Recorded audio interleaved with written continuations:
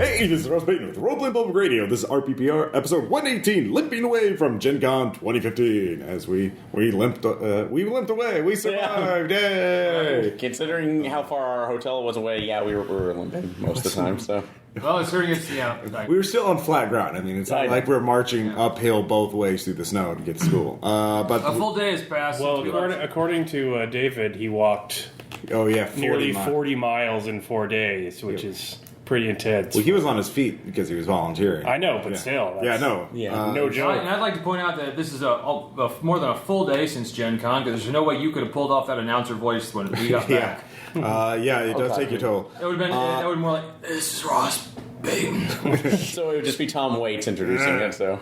So yes, in this episode we're going to be talking about Gen Con, and as you can hear, we have the full core crew of RPPR. We have the coterie. The coterie. The RPPR crew. Yes, Aaron, Tom, and Caleb. So we're going to be talking about the highlights, the lowlights, everything in between for this. And this is going to be a two-part... Well, this will be an extra long episode because we're going to record also...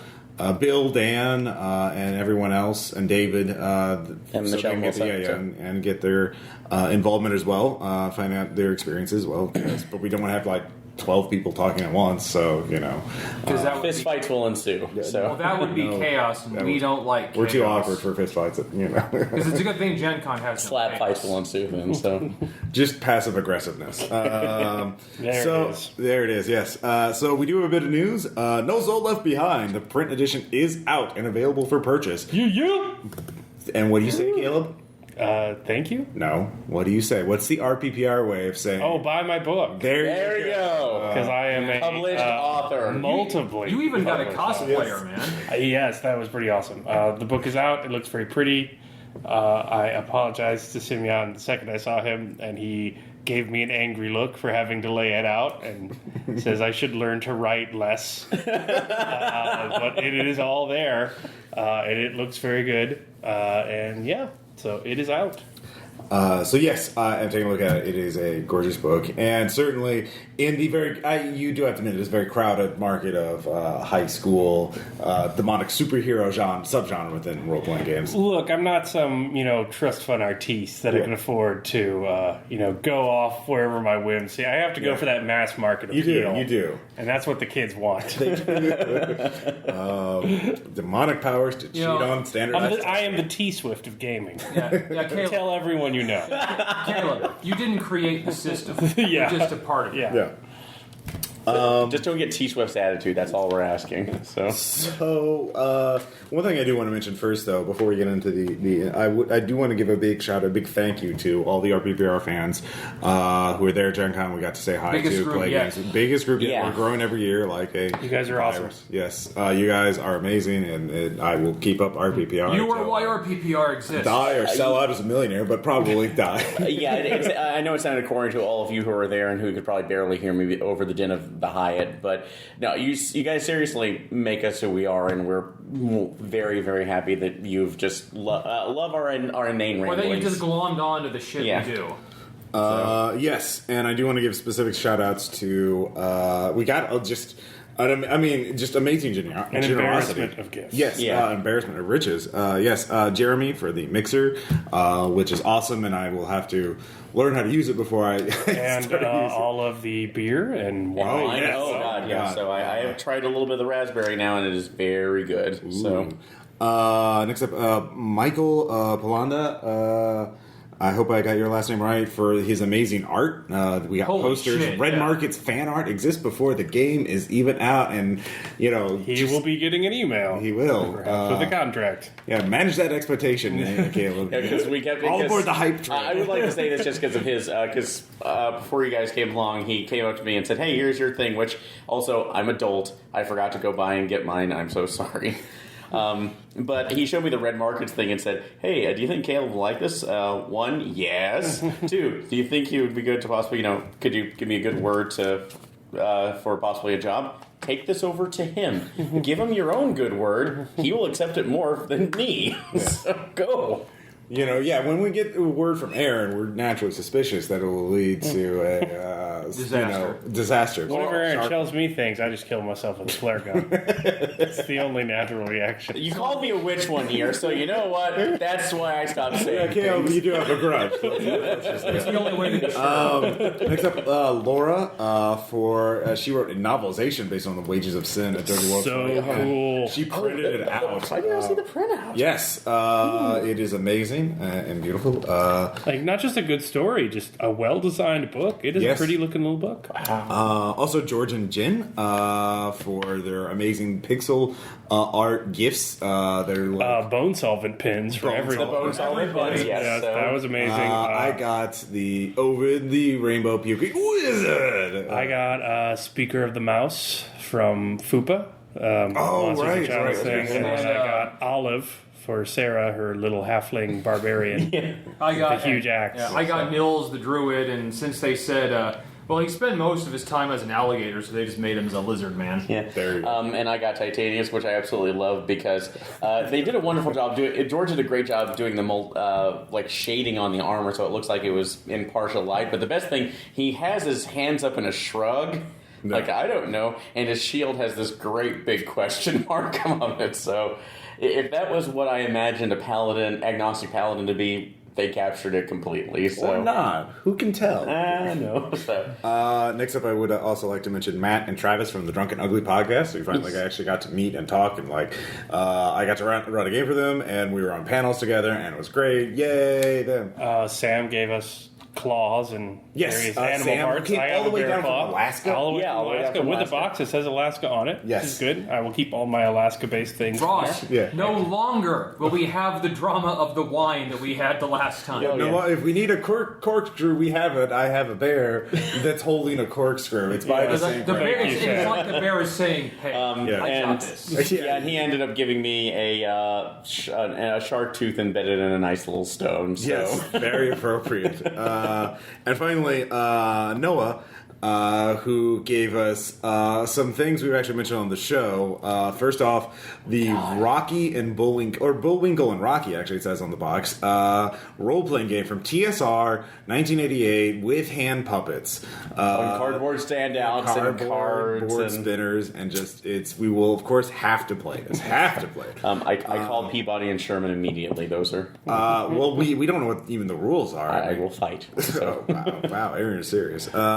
Next up, of course, he also gave us Ghost Dog, the role-playing game based on the Jim Jarmusch movie of the same title, which has all the characters in the movie statted out. Forrest Whitaker. Including the small child. The small child. What? Yes, you need to watch the movie. Okay, well, we need to make that Sunday night thing, too. Yeah, so. Finally, he also gave us a Dragon Quest supplement from Judges Guild, who also did Tarleton's Landing, similar production quality. He also actually gave us one extra thing, which was to complete another goal that we said actually last year. He found a copy of Mecton Zeta. Oh, that's right. Which is I have, and I'll be reading over that at some point for after hours, but then we're going to have to play through it. So, you can't run it. Ross has to. Yeah, right. You have to run Dirty World. Well, now we need to figure out which scenario I have to do for Dirty World, though. Oh, no, I have so many ideas. Yeah. Don't worry about it. Am I going to be crying blood over this? Pretty much. If you don't, you're not playing it right. So, thank you all, and everyone else. I ran 2 games of Ruin for a total of 12 players. Caleb, you ran similar numbers of Red Markets. Yeah, we did 3 games, right? We did 3 Red Markets play tests for about, I don't know, probably 15, 16 people. Learned some stuff. Yeah. Already getting some playtest feedback that I have to lock in a drawer so I don't constantly pick at the manuscript and get playtests for a game that doesn't exist 4 months from now because I've been cutting at it. So I played lots of games. Like a game I picked up Noble Treachery with a bunch of players. I lost horribly, but I had a great time doing it. Just everybody, who was it? Kyle and Catherine from New Jersey. Yeah. There's just so many great people, and it's very humbling to meet everyone there From all over Merck. Yeah, we find out that our words are not just thrown into a void. Another thank you goes out to. Then again, and I want to make sure. Hopefully, I get it right. Chris Crisello. Who's Review Cultist out. Review Cultist. He's done so much wonderful artwork, not only for NIM, but for all other everything else. Boiling Point. Tribes of Tokyo. So he's currently doing work for Red Markets. It was, Yeah, Red it Markets was very as well, good to so see him it was- in person. Oh yeah, I was so happy that we could. He's also do doing my crazy frog character idea Yeah. from Nim. Yeah, and also we'd be remiss in saying to like Peter and Mike, Oh, Tad, yes. and Gray Walker on the forums as per the normal. Peter Nielsen, author of Boiling Point, he got to sign his first book. Oh yeah, he saw his book in person for the first time. He was so Yeah, happy. it is a milestone. So yeah, we have a lot of loot too from the which we'll get into later because But yeah, it I'll was break totally up my purchases into two sections. It was totally- I bought so yeah. much goddamn stuff. Without a doubt, it's like without a doubt the most fans we've ever had at a group. Yeah, because we're growing again, like a virus or a plague or something really nice and positive and wholesome. That's how those We're like Ebola. yeah. Or the L sign. Yeah. Way to sell it, guys. Had to keep it current. I was gonna say like the yellow sign, but no. All right. Anyways, so talk a little bit about. Of course, we had that 8-hour drive from Missouri to Indiana. 7.5 7.5. without stop. In all honesty, it wasn't this bad this year. Yeah. I mean, there was a lot of one-lane highway going on, but it Yeah. wasn't like it was last year. No, definitely lighter. And it was all in Illinois this time. Yeah. Yes, last year it was Indian. It was Indiana. we were right outside of it and it just crawled to a halt. But this time it was nice. Of course, passing the time, Caleb had some great ideas for car games. The Tough Life was on the way back. What was the one we had on the way forward? You have School. to staff a high school, but you can only pick fictional characters. That's as right, applicants. that's right. Everyone picks a fictional character as an applicant, And then we all vote. and then you all can't vote for as who yourself. gets the jobs, and Yeah. you can't vote for yours. So, do you still have the list of who we got? Or? I think so. We also, of course, listened to episodes of How Did This Get Made? Holy shit. Because That is a perfect road trip podcast. it is pretty Just amazing. for the record. Oh, I think he has the list. So you got it? Yeah, we had Dr. Moreau for biology. The Captain Marlon America. Brando. Yeah, the Martin Brando Marlon Dr. Brando, Moreau. Dr. Moreau. Not that pansy book, Dr. Yeah. Moreau. Fuck him. Captain America for the gym coach, Judge Dredd for truancy, Doc Brown for physics, Ghost Rider was the bus driver, the Langoliers for janitors. So you get the gist. Yeah. Some spirited debate, too, about Yes. who would Oh, be yeah, best we- suited for that. Kind of arguing at that. The system works. Good time was had by all on the trip. And then we got to our hotel. We were actually at the Alexander, which is about, 6 blocks away, something like that. So it's more than a walk. Yeah. So it's Really nice hotel. Very nice hotel. Yeah. Very chic, very Mad Men kind of looking bar. That restaurant So- bar was like right out of the 60s. Yeah, very, very... Well, the one thing kind of about modernism, and I'd like to point out, is that each of it's on the doors for most hotels, they'll have the cleaning to let the cleaning service please come in and take the towels, or this room doesn't want to be disturbed. Yeah. On the do not disturb side for the Alexander, it pretty much it was colored pink, and Yeah. it pretty much said, "You know what's going on in here," and actually onomatopoeia "bow chicka wow wow" on the front. All right, that you chose to bring that up. All right. So no, well, it was one of those things I looked at and going, "Wow, they're not. They're just being completely honest with this." It's kind of refreshing to see that, but then it brings up the weirdness of like, "Oh God, we saw 4 guys go in that room and put that sign up." Well, it's Gen Con. You don't have to worry about that. Gen Con, abstinence education in action. It's like, Not like that Dragon Con. not since the Pope gave benediction to 500,000 nuns has so little sexual experience been gathered in one place. White Wolf doesn't have a booth anymore. They don't have their wine bar, so. But the Alexander did have like a great open gaming room with their own snack bar, which was super awesome. They would bring food to you. Yes. Wasn't the best food, but hey, it was there. So that's kind of actually the food that is there is sort of the best food at Gen Con by default because of the lines. That's a joke. By the way, fuck you, Lions. Yeah. Because Gen Con grew. I mean, it's like over 60,000 this time. It was Yeah, it was 61,000 something. insane. It's been growing which is for good 4 and or 5 bad. years now. Yeah. And we'll get into that a little more, a little bit. But Glancy on Wednesday did run another Glancy game. This is a very marked break from the past. This was not a World War I game. The first thing we did, for like 30 minutes, we stayed in the bar and talked about the island of Dr. Moreau for half an hour. Yeah. Or actors that are crazy. Yeah, because he was there. Yeah. But yeah, this was the least intro narrative or him having to describe stuff we've ever had. Yeah.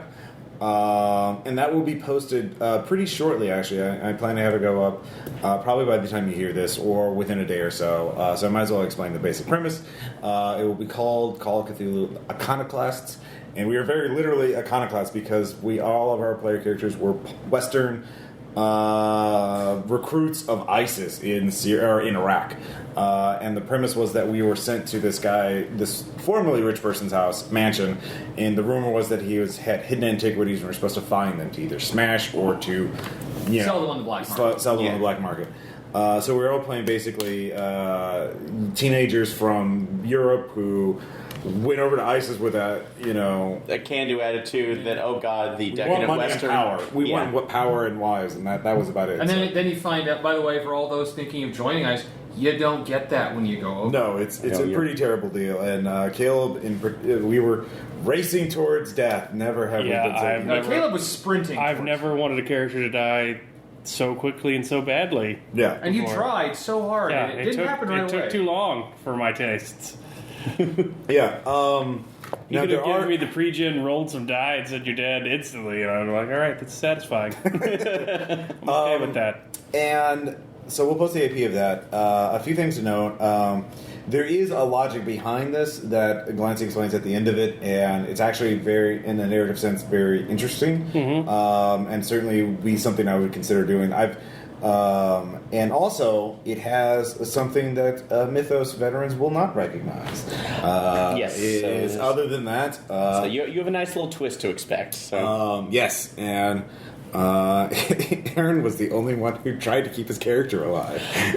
Okay, this is not really a spoiler in any case because me. It actually kind of is. I'm sorry I even said that. Okay, well, yeah, I'll say this. I tried to stay alive. I failed. Well, you see, that's a total spoiler, but anyway. Yeah. Fill in those holes. Oh, yeah, I was actually just talking to Glancy. He said he really enjoyed Tom's dedication to that part. It reminded him of Firestarter, the novel, actually. And speaking of Cthulhu and by exception Delta Green, we had a bunch of panels this year, including, we recorded both Delta Green panels. They were each 2 hours long. I've sent the first one to Unspeakables and the other one to Unspeakables, so they should be showing up on that podcast as soon as Shane recovers. Caleb and I did 6 panels together. The first one is already up, and I'll be posting them pretty shortly every 2 or 3 days. And I did another panel with the IGDN, so yes. There should be 7 on there. And I did another panel with the Drunken Ugly on indie RPG design, the Chicken Salad Way.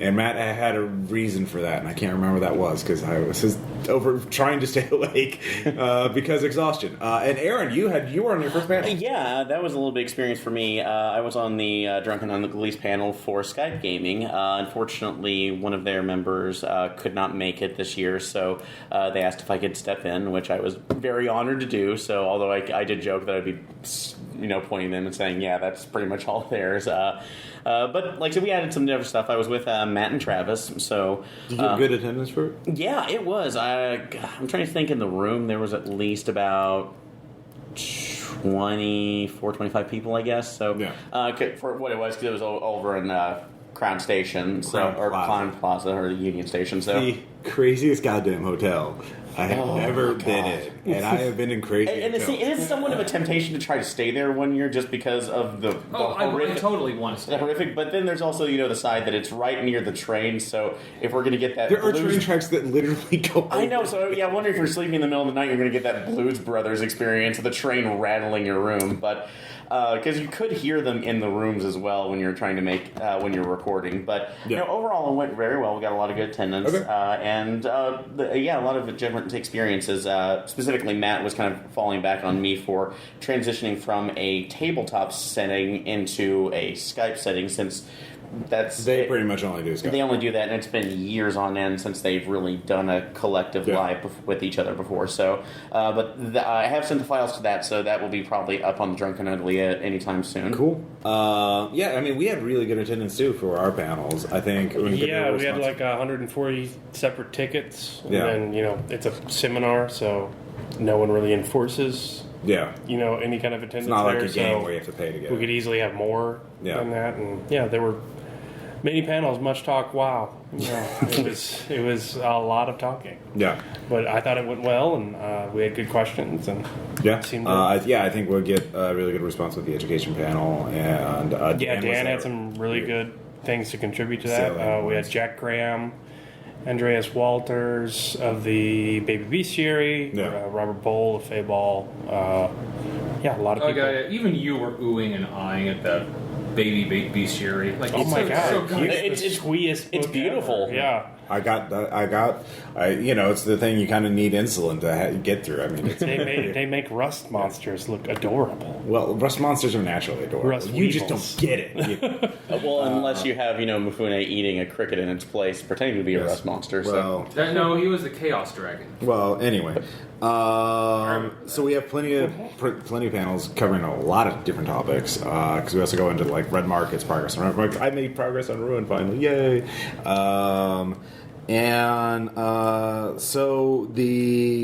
Of course, we also had the RPPR meetup, which Caleb and I could not meet because we were at a business meeting with the Post-Human Studios people because we're writing for Eclipse. Unfortunately, Aaron and Tom, you guys, and Bill and Dan and everybody else were there to literally carry the banner.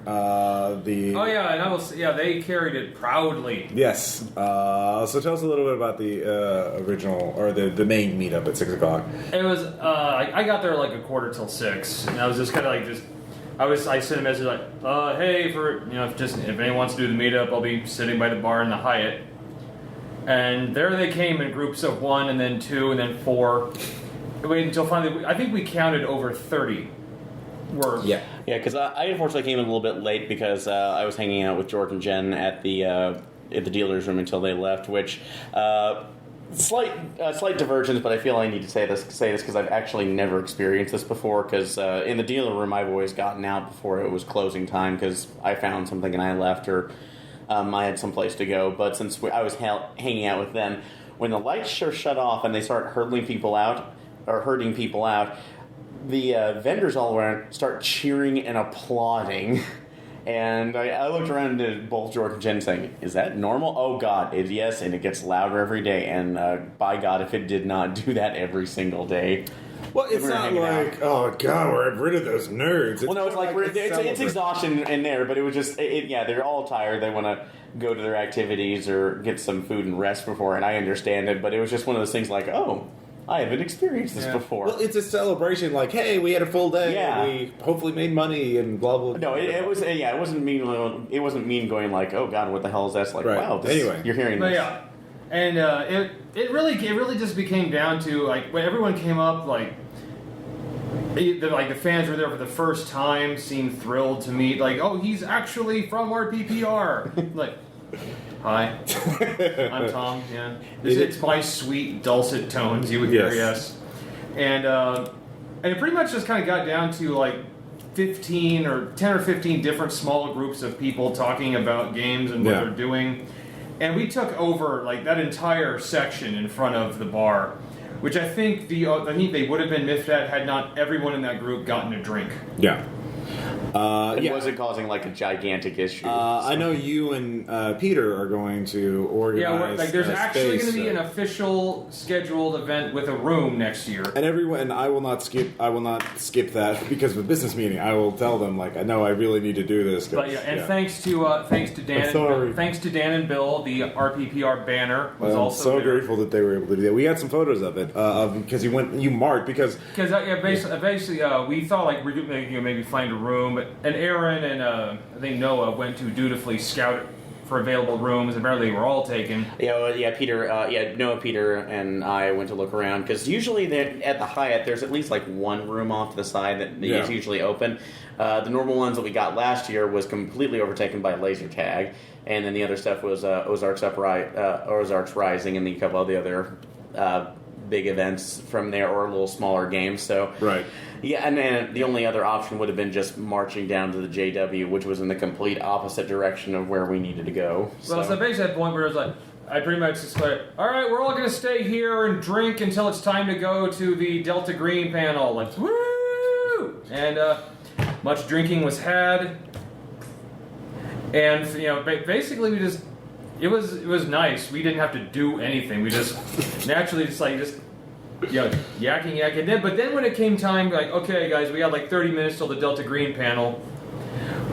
None of this was planned, but Noah, Micah picked up the banner, and then we discovered, though, when it hits air, it actually acts like a sail. So we had to have like 4 people on the banners to keep it in place.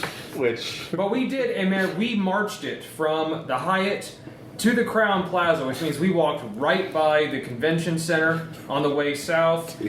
And so we had people looking around going, we didn't plan it, but we walked right past all the news cameras and everything.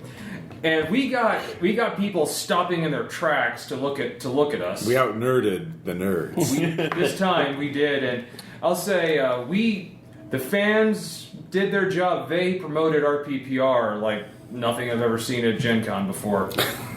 Great. Because I think several, just about all of them got asked by someone at some point, what's this? Role-playing public radio podcast. That's the kind of advertising we need. Yeah. And a few of them, you guys could just say nice stuff and come say hi. You don't have to carry a Palisade heavy it's Gen banner.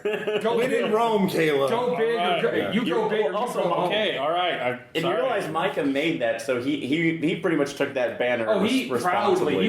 He was he's holding it with purpose. That's just no obligation. Yeah. Just want to be clear. Yeah, you don't I'm have not to do it. demanding people work for me as if they are serfs. And basically Next year, a sacrifice. And I think all but 6 of all the people that showed up at the meetup went to the Delta Green panel. Oh yeah, because Dan was playing another game for his Monsters and Other Childish one, so they had another group go off with that. Yeah. And we're also lucky too because Thad managed to come down for a day too. Thad. So that was the extra bonus surprise for everybody who didn't know. So we kind of kept that under wraps. Thad showed up, for one day, just for Thursday. But he was there. I only spent some time with him, but he was in Dan's after hours game. Wasn't he? Which in part 2 we'll get Dan to talk about that in more detail because that sounded like an amazing game. Everyone wanted. I think the best meetup we've had. And next year's until next year, which will be even better, clearly. But I think it's clear. We have to bring the banner each year. Yeah. It's got to become a thing now. If we we'll that was logistics. We'll figure it out. But then we all went to the JW. Well, everybody after the panel went to because that's when Caleb and I came back during the panel. Yeah. Although with the exception of Noah and I think a couple of our other, I don't know if there are other of our fans who were in that besides that, but after the Delta Green panel. Shane was running a small demo for Delta Green. A small 15-minute demo that extended into a couple hours. So he decided to run the entire scenario of The Last Equation, which I think we play tested, and I think it's up on the Unspeakable podcast. Yeah. But that was the thing that happened. Oh no, Noah had a lot of fun, and we were saying, but he came back hours later, just looking exhausted, going, "That was good. You want to sit down, buddy?" Yeah. The JW, you ran Ruin. I ran Ruin. You ran Red Markets. Yes. And we played Cards Against Humanity. We also had some Channel A. Yeah, Channel A too. So Caleb, of course. I'd like that Peter. Could you describe the Peter your dynamic during Channel A? I don't know what you're referring to. You don't know what you're referring to. Oh, you in the warring states of ancient Japan. Oh my god. No, Peter was doing the most... I'm the only one that noticed that. It's suddenly on me. Well, no, okay. Fuck you. We'll help with this. But Caleb is known for crafting his other stories around it, but Peter was taking the full challenge in that he was doing, no matter what the subject of the production was for that round of Channel A, he was crafting this whole off story before even looking at his cards. He would just put down. He was pulling a glance. He was trying to add He was the robot from Aqua Teen Hunger. Yeah, he was doing. That's thousands of years ago. That's how everything started. The only thing he was lacking was the fog machine. So we had a good time though.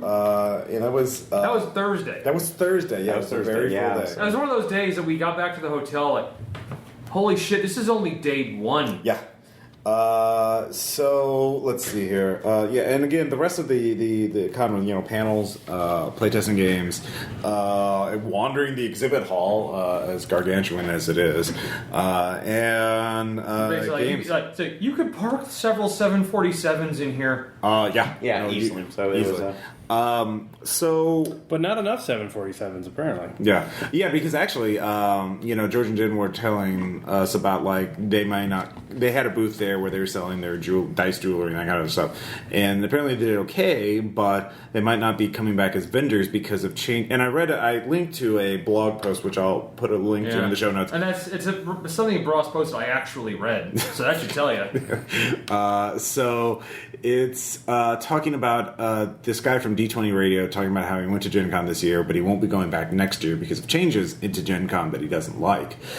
Because they had a booth there this year, but they're changing how they're registering people for booths next year for vendors, and there's a priority point system where spending $1,200 on a booth only gets you 1 point, and you need 30 to be guaranteed a spot.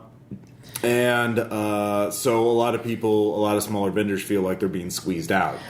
Yeah, because while I was hanging out with George and Jen, we kind of got into the conversation about how that was going with them. And and it is essentially that the bigger groups, like Wizards of the Coast, Paizo, so-and-so, or the big boys, pretty much have their guaranteed spots. In other words, they have infinite points because of the presence that they have. But definitely for the smaller vendors, it just kind of screws them out of that, or just puts them in the lottery where if they want to be able to get into next year, they have to basically spend they can have the option of spending at the lower price, putting themselves in the lottery, which doesn't even guarantee them the slot. Or if they want to make the decision later and they manage to do it, the price is doubled for them in order to do that. So basically, it's either spend $200 now for something that wasn't really giving you that much profit to begin with, and you may not get the chance to it, or if you do it next year, pay double, and much like double and pretty much have the con turn their nose at you, which is very disappointing to hear, because there have been so many good smaller vendors that I've had much more pleasant experiences with and bought more from than the big boys. So it's sort of Gen Con is growing quite a bit, and they're having some growing pains. I feel like this year I felt like all of the massive, one of the things the article talks about is how all of the major booth the vendors were positioned near the entrances, which in some ways makes sense, but because of, for some reason, everyone, there are thousands of people who just go there to buy the newest Fantasy Flight games stuff, and so they will line up, and there will just be these massive lines, and people see that right at the entrance, and they're like, oh, well, I'm not even going to go in there, even though after you get past that line, it's actually, it wasn't that crowded. I mean, it was crowded, but it's it crowded was like certainly navigable. but the line, it's crowded like it's always been. Yeah, well, it's navigable. You can get by. You can still navigate. And the Paizo booth. So, I feel, I don't know. For one thing, I don't understand the FFG people who, it's going to be out pretty soon. Can you wait? I don't know. It's just, I don't know. I mean, they do good stuff, but... Well, damn, and that's been kind of the thing for every year when whatever has been the hot property. Because I remember years ago when you guys first brought me, that's when WizKids and the whole HeroClix thing was the biggest thing. And telling how long ago this was, and the lines were circling around for the big exclusives for that year as well. So. I mean, sorry, yeah. Well, I think the point system is a little problematic, though I understand why Gen Con's doing it to an extent. But I think it's a little problematic in that there are already people that collaboratively buy booth space and then split that booth between their projects. For example, Posthuman was allowing somebody who's not Posthuman in their booth, that Clockwork Empire thing, because Adam Jury did the layout for that game, and they shared the booth space. And then there's... Indie Press Revolution. Though they're a consignment house, and everyone in Indie Press Revolution has IPR business, but Indie Game Developers Network and other networks of indie gamers, they pool their resources to do book spaces and share their own booth space, and that's a great thing to do.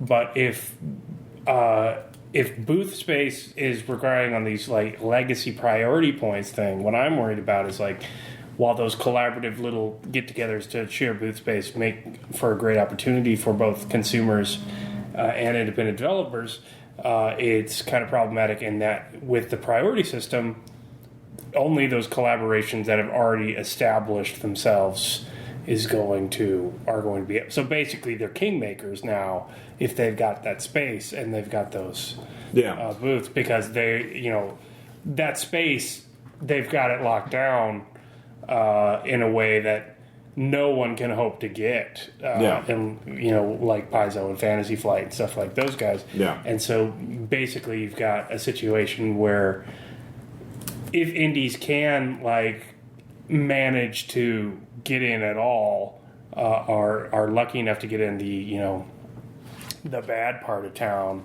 space over there, it's fighting for those collaborative things is going to become a new whole another system of kind of exclusion and difficulty. Which is my worry, and it may not end up executing that way, but that's those are excellent points. The article mentions that, one of the guy quotes in the article, the D20 radio article, mentions it's beginning to feel like Milwaukee back before they left for Indy, because you had to know somebody, and they had this seniority, like you said, king-making system where everybody has their own little fiefdom, I guess. Well, I mean, I feel like some of those giant, larger booths, I understand if you have a lot of product and you also want to have tables to run demos, but those goddamn booths with the fucking statues, you don't need, some of those statues were big enough to be a booth in of themselves. Yeah. Those robot statues for some of those mini games. Mm-hmm. And I'm not arguing that Fantasy Flight needs a booth the same size as the rest of us by any means, because their games are basically one booth. Yeah, it is still capitalism. It is still that kind of stuff. But I remember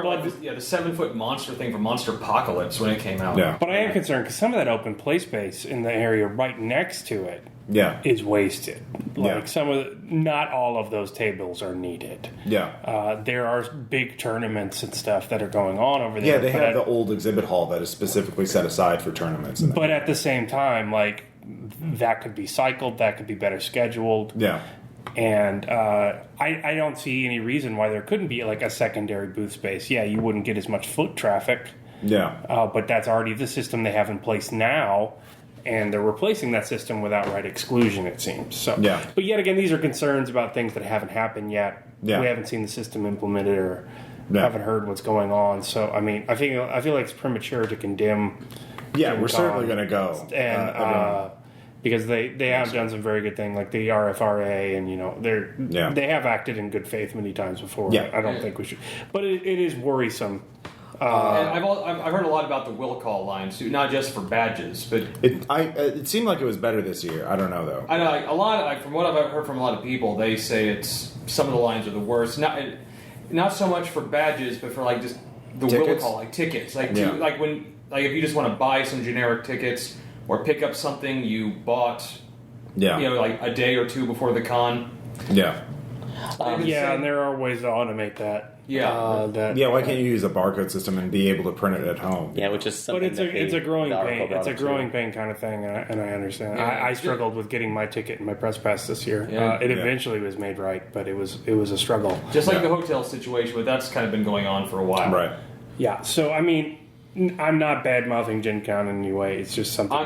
Something to think about. Oh yeah, when attending in the future. I mean, I'm going to go forever until it's right. Until the heat death of the universe. Until the heat death of the universe. Or we're all uploaded into Robot Octopus Box. And even then, dude, I'll still go. Then we can just fork ourselves and send our fork there into. Well, just reintegrate. Wow. If we're vacations are good. Gen Con Venus. Hey, if we're in Synthmore, we can just get a a closet. Wow, this got nerdy really fast. Really, it got nerdy. It was okay up until that. That was your threshold. Okay. I mean, we were talking about economics. Economics. It was a sudden shift. I'm saying. Then we went to clanking masks into transhumanism. Economics. Are you saying we have short attention popular spans? a jock topic as football and arm wrestling?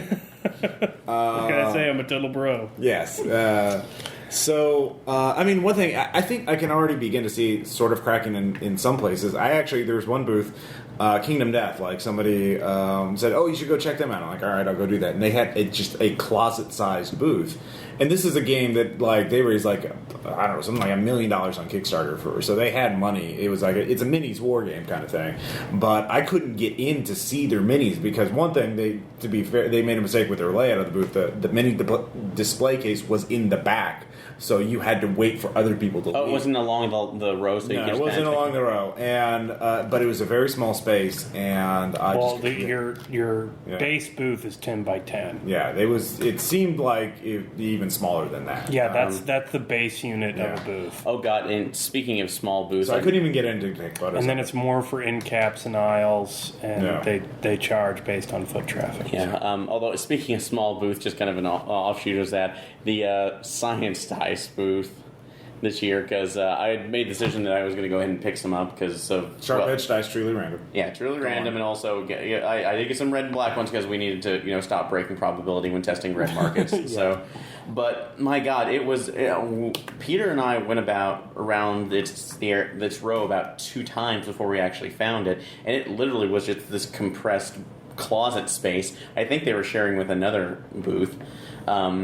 Off into the other side, which just weirded me out because I know there apparently has been some drama behind all of that, but apparently I remember a couple of years ago when it was this grand little booth with LED lights and a full carousel of all their dice stuff, and now it literally was these 2 guys, the gentleman who was selling and then the older gentleman who I think is the guy who makes it in the back, individually painting numbers. I'm pretty sure he's a Highlander. Yeah, he probably is. Well, I don't think that is so much Gen Con's fault as like that company's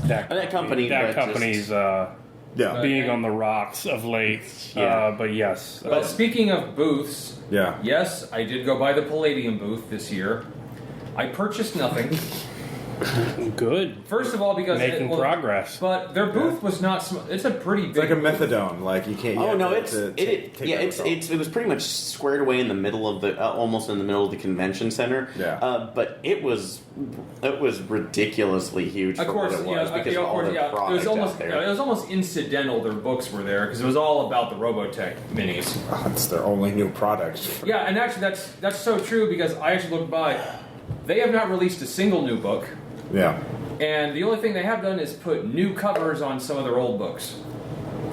Well, I mean, to play devil's advocate for Gen Con here, like Nazi Scumbag's booth was way smaller.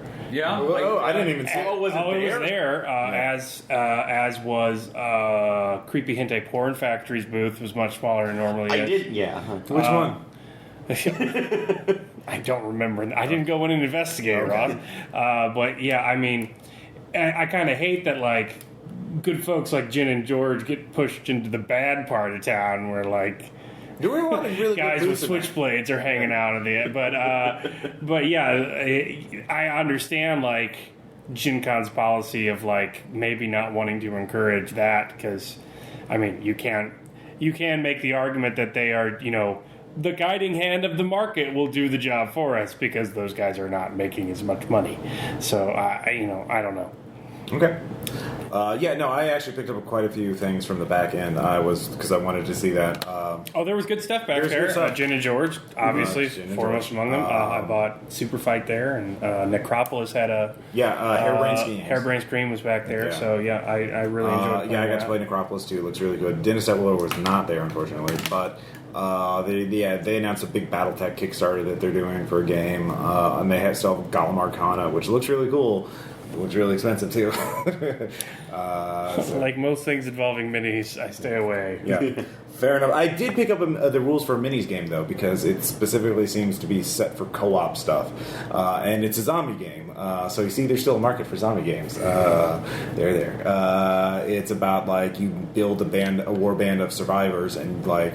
Either players can take turns controlling the zombies or a separate player controls the zombies, so you could have multiple little groups like either cooperating or fighting each other for resources versus a horde of zombies. So you could actually model like a skirmish in red markets with this. Cool.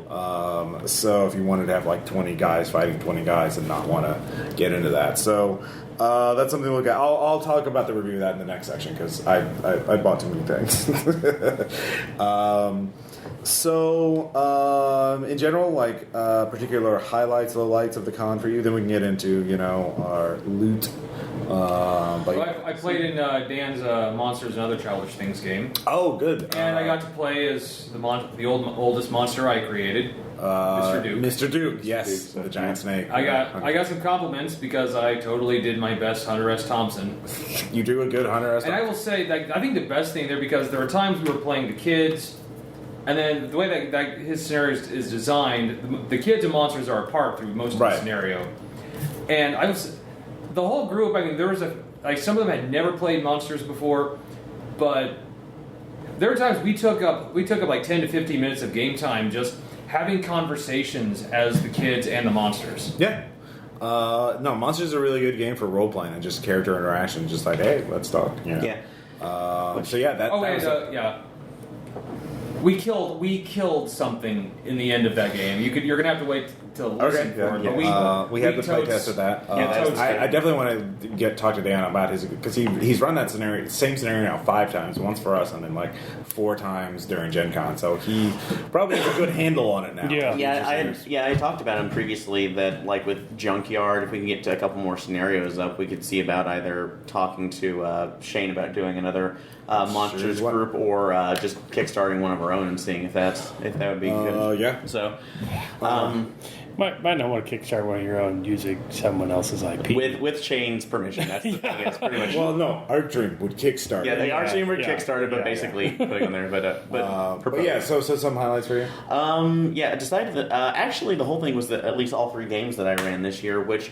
were wildly different in each way. Beloved Dead is the only one new thing that I really ran because I've done it for us, but I wanted to go ahead and give it a full con run through because I was going to ask Shane about possibly doing it for the next Unspeakable Oath, which he actually said I'm interested. So that will be coming down the pipe hopefully sometime in the near future. It's the Unspeakable Oath. So like I said, I will be giving that to them and seeing what he likes and what we can do. Hopefully. They publish at a rate that makes Clancy seem prolific. Or phonetic. I know, but I asked about it and he said it was okay, so I'm actually going to start writing that up. But cool. Each one actually had a different flavor and sense of it, because first one I ran was Nim again, which I was lucky enough I actually got all the artwork that Chris did for us and integrated into the character sheets. Yeah, he had very good looking characters. For that, I will... so that was also able to kind of show the characters who they were. But I got a couple this is their first Gen Con, right? Yeah, the first Gen Con. They're both husband and wife scientists. So he's an evolutionary biologist, and she's a computer scientist. But this was the first game he had actually ever played. Any kind of tabletop RPG. So I was sitting together going, oh god, the responsibility on my shoulders. Yeah. But it went through. They managed to kill everything as this. And they did not take the trap, because I had actually statted out the Lich Dragon the cat this time. So they had the option of going through the minefield, and they didn't do it. Second game of Junkyard worked well. We were missing one person, but we managed around it. But the highlight of that was I had a woman who was cosplaying as Dr. Mrs. the Monarch with her boyfriend or husband as the Monarch. And it's like, okay, this is the first time I've got an actual cosplayer in my group, which was great. And going back to Beloved Dead, that was great, but also the most stressful, because I had 5 out of my 6 show up. They were all friends from California, and anywhere from like their late 40s to almost like late 50s, I guess, for one of the guys. But they were all veteran Cthulhu players, basically a whole table of Glancies and Stolzies and Burn the book, gouge your eyes out. I noticed they were going, oh, son of a bitch, this is like my baby playtest with all of theirs, but except for having to truncate the end just a little bit because con game, they really enjoyed it. So I was sitting there going like, oh... Good. The other time I'm like, please enjoy this. Oh God, am I doing the rules right? Cool, oh my God. Cool. So Caleb, what about you? Some highlights? I think I know the one you're gonna say, the one you posted to Facebook. Oh yes, the getting the cover of my book cosplayed. Yes, that is a career milestone. The playtests of Red Markets were really great and informative. It was nice to show the game to people that hadn't played it before or weren't obligated to like me, and I hope they run it for their own group. Anything hanging out with the fans was really enjoyable. Yeah. So those were all highs of the con, and I thought the panels went really well. I thought they had good conversations and good questions, and people had good things to say afterwards, and so I'd like to do that again sometime in the future. Lows. I know it was probably not in the hand of any one person. It was probably the result of two interacting bureaucracies with two big heads of steam and unable to stop. But the co-scheduling of a One Direction concert with Gen Con God, thank you. is a grievous civic mistake and a pretty enormous failure of civic planning on multiple groups' part. Oh yeah, we totally. Indianapolis shut down. It just It was gridlock traffic past 1 in the morning. it just turned into a when we parking staggered lot. back to the hotel as we were walking through the JW, which looks right out onto the street in front of the concert hall. It also looks out on the baseball stadium where they played, right? I looked at. So we came out of the free play area and just saw wall there traffic. was that in addition to the serious problems that caused with housing this year. Yeah. And I mean that would be my only low. But I very much enjoyed myself, and it was great seeing everyone. So I think the only other big problem we had specifically with, other than just our hotel was a bit of a schlep away, was trying to work with Uber and getting over there. Which when it worked, apparently it worked, and when it didn't, It was your first time using Uber at all. probably my last. I mean, I felt really bad about it. Uber is a horrific company that does horrific things to its workers. It basically everything you can get away with in a first world nation, it does to Uber drivers.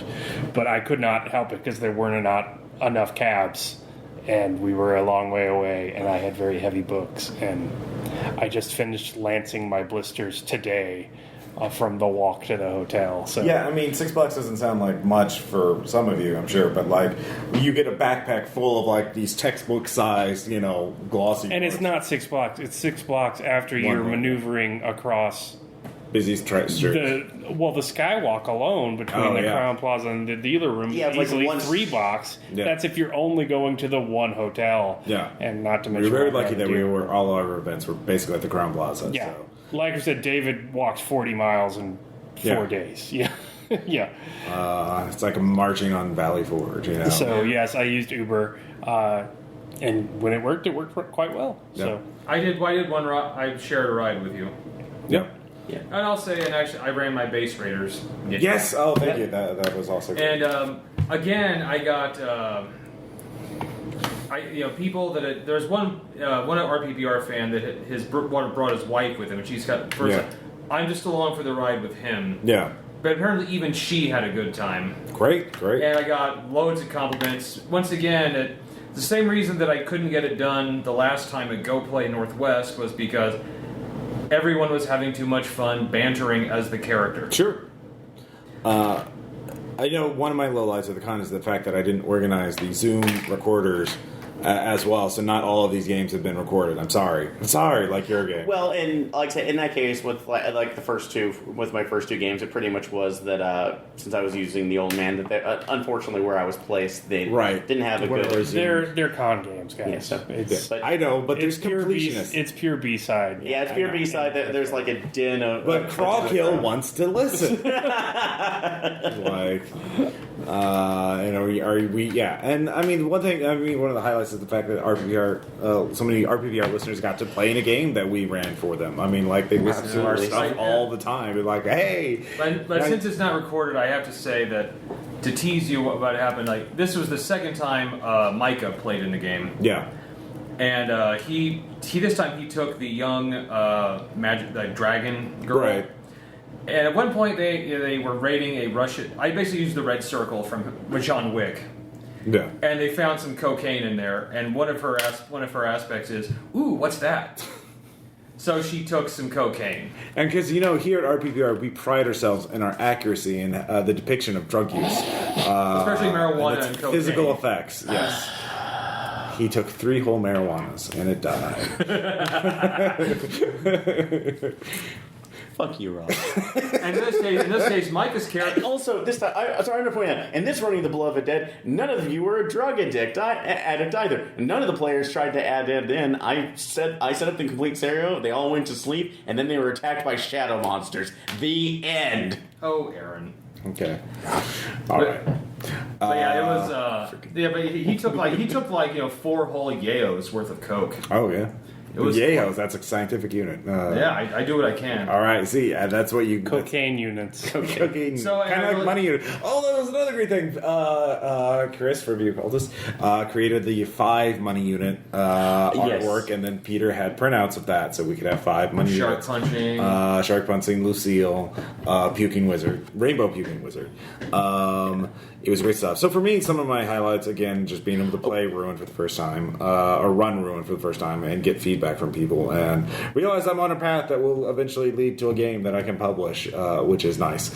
And then lowlights, again, I kind of screwed up on the organizing stuff for the recorders, and that I wasn't there at the initial meetup. I regret that. Oh, yeah. I had a guy yell at me for crossing in the crosswalk because he was trying to turn during the crosswalk, and I didn't wait for him to go and just walked because I had the light. Okay. He's like, "Get in the crosswalk, dumbass!" And as I crossed over like 7, con goers, like, dude, that guy was an asshole. Yeah, sounds like it. Actually, one of the other highlights that I got, and I put this up on the Facebook because I got to meet Tracy. Oh yeah. Borlu of Mystery Science Theater 3000 fame. He is he is Dr. Forrester and the original voice of Crow T Robot. And the funny thing is, I didn't even know he was there, and I would had I read the con guide beforehand, but I was worried about other things. But I was actually at the Skype panel at the end talking to one of the guys who had an MST3K shirt. He said, "Yeah, that's what Trey said at his panel," and I stopped and went, "Wait, he's here? Yeah, he's going to be signing stuff." Just quickly flipping through my book. Holy shit. But no, I got to talk to him, got to get his signature on a picture, and I also gave him an RPPR card, which, lovely man that he is, he said, at least humored me saying, like, "Oh, this is awesome, I'm going to put it on Crow." So it's like, so make sure I don't forget it. It's like, well, like all celebrities, he secretly listens. There's a global Illuminati, and they all listen to RPPR. They know that. So, you should know this by now. So, but I was so excited because you got to see Joel at Comic Palooza, and I got mine. Motherfucker. I met the designer of Mice and Mystics. Oh, cool. And I gushed all over him. Yeah. I totally fangirled out. Yeah. And we talked about Heart of Glorm and Downward Tales and how me and my board game group are playing through that, and there's apparently going to be a competitive campaign called Tail Feathers coming out in fall. Oh yeah, you mentioned like arena fighting or something. Like dog fighting on top of like hawks and pigeons, ridden by tiny sentient rodents. So just kind of joust. Yeah, I'm all in. Done. You had me at hello. Yeah. So yeah. I think we're also missing. And it was kind of cool because like he was just like working the plaid hat booth, and like I just saw a sign and asked about it, and somebody pointed it out to me. I feel like he's probably just a guy who demos plaid hat games, and then I was just like, oh my god. Yeah. I think there's 2 highlights we're missing. What? Okay. One is autistic kid from Cube. Oh my god. And you're getting David Hewlett's character from Cube. And the pug's eye is out. Don't. No. That's actually not a Gen Con thing. I know, but Let's not talk about it. Yeah. I'm not talking about it. I'm just saying it's the code word. Oh, the code word. It's a secret code. Okay, well, you can ask about that in the comments. Yeah, We'll learn more about that. we Let's might- go on to loot. But I won't answer that. All right, that's fine, and they'll just have to bug you on Facebook. So, in terms of loot, I did buy a lot of stuff, and I'll sort of split everything I got between this and the next part. But I do want to mention the one thing I was in the opening ceremonies, rushing of the nerds. Don't run. Yeah, don't run, because I wanted to get a copy of Feng Shui 2 from Atlas Games, a print copy. I backed it at the PDF level and regretted it later when I realized I could run Hotline Miami 2 using Feng Shui 2. Caleb was very surprised. Weird. Yeah. And so I managed to pick up that. It is a beautiful looking book. It is got lots of rules, so it won't be right away when I run it. But I've started reading it, and it looks really cool. I also want to mention the other loot. One of the other highlights of Gen Con was Firewall, the new book from Eclipse Space, is out in print.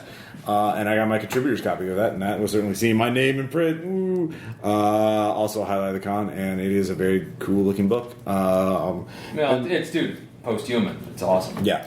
Also, I did stop by the Chaosium booth. I did attend the panel where they made announcements talking about the future of Chaosium, and I'll post that. I think Miskatonic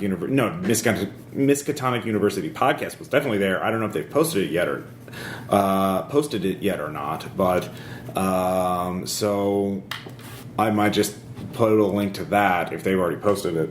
But I picked up two things from there. One was Cthulhu Dark Ages 2nd Edition, which looks very cool and just came out because they have scenarios in like, oh, you're a knight and a monk, you go kill monsters, or well, it's Cthulhu, you die, I'd be interested in playing that too, since how long ago when is it? A couple years ago. Invictus. So, yeah, it was like 2012. Yeah. And also I picked up a book I can't believe I haven't got earlier, Monstrous Malleum, which is the Call of Cthulhu Monster Manual. It's like 380 entries of monsters, including lots of obscure shit, and like public domain stuff. Like they have Martians from H.G. Wells' War of the Worlds.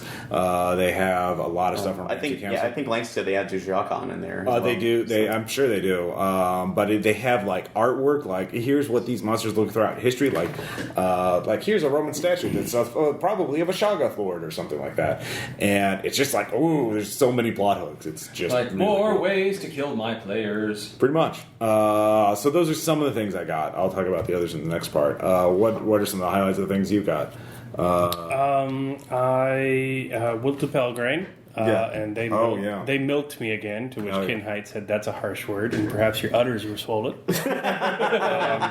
So classy as always. As is typical at the Pelgrane booth, I embarrassed myself in front of some of my favorite writers. So I bought Cthulhu Apocalypse and Dreamhounds of Paris, and then the companion book, the Book of Ants, to go with it, because the art in Dreamhounds is just amazing. And even if I never run it, I want to read it and learn about cerebrals. I will run it if you want me to. Then there is Shotguns v. Cthulhu. I finally picked up a copy of that. I bought the Baby Bestiary, of course, to support my IGDN home and panel homie, Andreas. And I got a few card games. I got Super Fight. I got Adorable Pandering and Meow from Azamati Games. I got Cartel from Mark Diaz Truman. His latest game coming up. Yeah. For my PR, I picked up At the Hands of an Angry God, which is a RPG about utopias. I also picked up the Complete Designers and Dragons set because it was on sale. So the history by decade organization of and then I have it at the ebook level, but I didn't. And then I got Misspent Youth, a game about kids rebelling against the system. I really want to try that. That looks really cool. So I got a lot of stuff. And Night Witches, which I really want to try. Oh, yeah. Yeah, that looks amazing. I am trying to convince Sarah and Brandy to join Melissa and Michelle, and I really think we should do like an all-girl campaign of Night Witches. Yeah. Especially if the GM's a dude, because he's playing the Russian officers, ordering them to do heinous shit. I think that would be interesting gender politics and good podcasting. I agree. I'm working on that. Yeah. What can I do to help with that endeavor? You got a lot of great games. Hopefully we can get some of them on the podcast sooner or later. Tom, what'd you get? I too rated Pelgrane. I was Pelgrane Milked. Lovingly milked. They have such gentle hands. But I picked up my own copy of the Book of Unremitting Horror. Oh yeah, I love that book, the monsters. You have borrowed it from me at least twice. I have. I did. Times. I was very tempted to buy my own copy too, if I hadn't already. The artwork, the writing, it's just a classic. And I also picked up the thing I most liked when I picked up is Ashen Stars. Oh yeah, Ashen Stars, which I got last year and thought I was going to run, but time. Yeah, if you would, I would just be so eager if you could run. It's once again that's Gumshoe. It's not my best system, but I'm trying to I will help you. I know you will. I know. I also picked up the Accretion Disc. It's like one of the companion book they wrote for it. Which for Ashen Stars, okay. Yeah, which has 6 more playable aliens. Okay. Because you got to have all you can get. Yeah, you got to have all the aliens. Yeah, you do. Yeah, it's just like, why even bother if you're not going to have all the aliens? Fuck yeah, Ross. Yeah. You know it. And I too picked up Firewall. Yes, yeah. And also, I finally also got Sunward, so now I have all all the books. Great. And my collection just wasn't complete. I mean, it has space whales. It's pretty much a must. It has sun whales. It has sun whales. We haven't even mentioned the group me, and the group me is still going on. Oh my god, yes, I know it's still going on. And there's discussion about space whales today. So some people have there's a scenario where space whales had to save the day. Well, I think that was a scenario that actually happened at the end on Sunday after we left. So. Yeah. That's the group me. If you're ever coordinating a big event with a bunch of people and you're trying to, it's really useful for coordinating for this kind of situation. Yeah, I also went by the Green Ronin table. What'd you get there? Well, I was hoping to see what new stuff they might have for mutants and masterminds, but the only thing they had that I didn't have was the gadget guide. Did you get it? I did. Okay. So I now have all the 3rd edition mutants and masterminds books. Nice. And I don't know. I don't know. It's not quite as popular, it seems, in RPPR to run mutants and masterminds. Usually, we go for wild talents if we're doing superheroes. It's or Base Raiders. I'm doing it. I'm doing it. All right. There is a conversion guide available. Those are the big things I picked up. But yeah. I had the big Caleb, you have to learn. You just always be ABP. Always be plugging. Always be plugging. I'm sorry. Continue. And also got Eyes Only for Delta Green, which was, I think, the only book of that I didn't have. Yeah. I now own all of them just in time for You have Countdown? I do. Oh. All right. Yeah, 1 year they had some 1 year, and I. Okay, must have been a while ago. They've been out of print for quite some time. But cool, very good. Anything else? That's the majority of the stuff I bought. I think I went by the Nazi guy's booth. He did have some DVDs that I thought about getting, but I didn't. Because it's the Nazi booth. Because you still have a soul. Yeah, I do. Good job. I applaud you. No, seriously, good job. In other news, I didn't murder anyone on the way over here. Well, someone pat me on the back. Positive reinforcement works sometimes, Caleb. Jesus, you're a teacher. You should know this. Anyway. Okay, I never claimed to be a good one, Ross. Dude, if there was a werewolf movie at that guy's booth, I'd be in trouble. Okay. If there was a Nazi werewolf movie, we need to get can you put us on speed dial as an intervention? I'm feeling weak, like an AA guide or something. I got the transfer shifts. Yeah. Come on, dude. I thought maybe if I thought maybe it's if I walked by Palladium and I need some help, I need some strength, guys. Yeah. But no, I walked by there's literally nothing new here. Okay. So it wasn't that you resisted, it was no, I've done all this. It bores me now. Yeah, because I own all those books, Ross. I don't know. I don't. Okay. All right. Fair enough. Anyways, Aaron.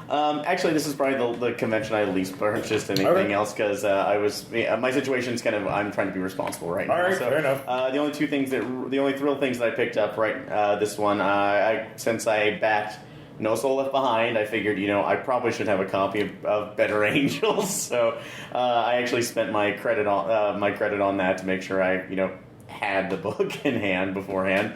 And also that there's literally, I think, I think the only books that I didn't see at Arc Dream that I didn't own were the godlike compendiums, which I really, I was looking at going, Wild Nazi supervillain. I do have a scenario for Godlight that I want to run, but I just let me know about that because I'm actually I've been reading. If you want to run it, great. Interested, I like that. But But I got my science dice, so I actually picked up 2 pair for the inked one, the red and black for Red Market's dealings. Thank you. Yep, you're welcome. So, and the other one is for just a general set for any D10 or D.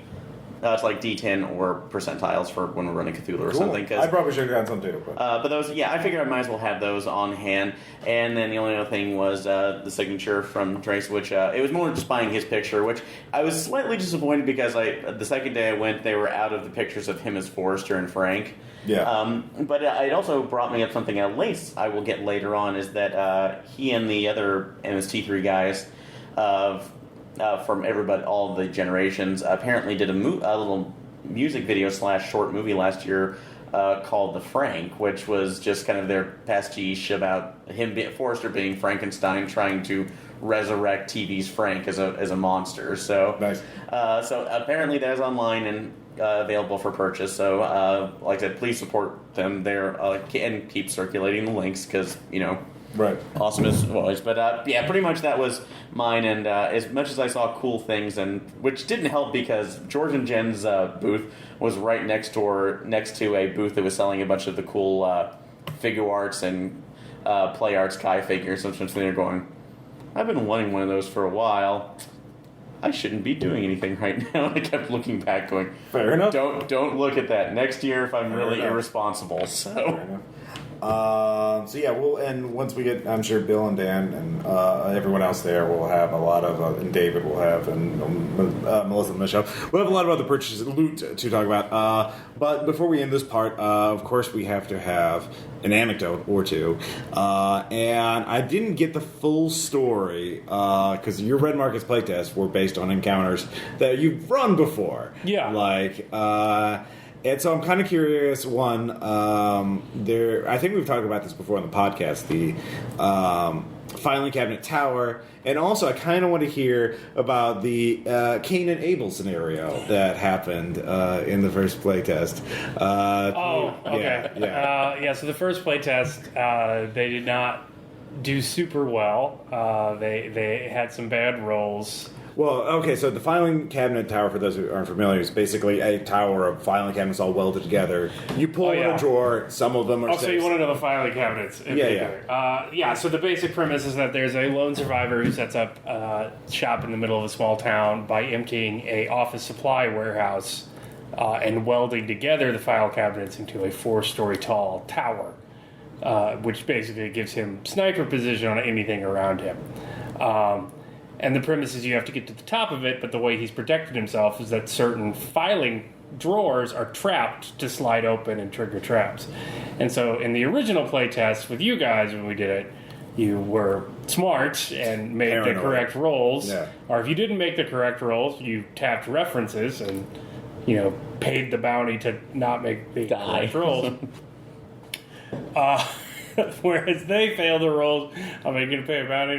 No, we'll just keep on doing it. So they keep on sending Micah's character up to increasingly hit more and more traps. And the one he managed just not to hit because I didn't want to end the game was the grenade. But he got a gunfire hit him, cinder blocks. He fell from 3 stories. Bashing all the way down. So they just brute forced their way up to the top. Was he basically just Micah's character? Pretty much. So he was just sideshow bobbing his way up. He'd hit a trap and be like, well, that one's not worried about it anymore, and then climb straight up the same line instead of circling around like you're supposed to. How many hit boxes did he have empty in Not his a lot. location? So then they hit the locusts. Oh, God. And everyone was fine except Micah, who failed his self-control check, and so he started freaking out when the bugs hit him. And I rolled for zombies, and it was 8 mass of zombies 1 shamble away. So the bugs just part and start eating him. And then by the time they got to the job site, he turned into a zombie, and his own brother put him down, but missed and hit him in the leg. So then they all had to just pepper him with bullets. And the only way they broke even, only because Micah's character died. Wow. So they had a rough scene. Yeah, so as Tad put it, he spent 15 minutes feeling really disappointed until he realized that's what the game's supposed to do, and then he liked it better. I'm like, all right, that's good playtest feedback, thanks. The other group did much better, and the group after that, I tried, but there were 7 of them, so we just... It was basically more of a demo than a full game. Right. There was a lot of people. Right. Like, it's hard for any role. But they got good feedback. So. Yeah. That sounds awesome. I mean, if you can stand up to that many players and remain somewhat intact, emotionally impact the players, then you have something marketable. Just remember to always be plugging. Like its creator, the one sensation red markets can consistently generate is disappointment. So... Mission accomplished. Oh. Sad. And then on that high note, we will take a quick break, and when we come back, we'll have the rest of the RPPR crew to talk about their experiences. Yay! Stay tuned. Bye, everybody. Bye. All right.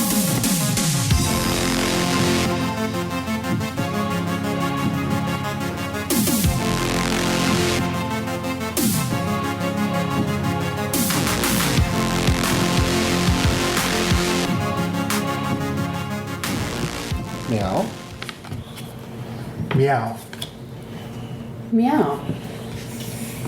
Yeah. Meow. Not meow. Damn it.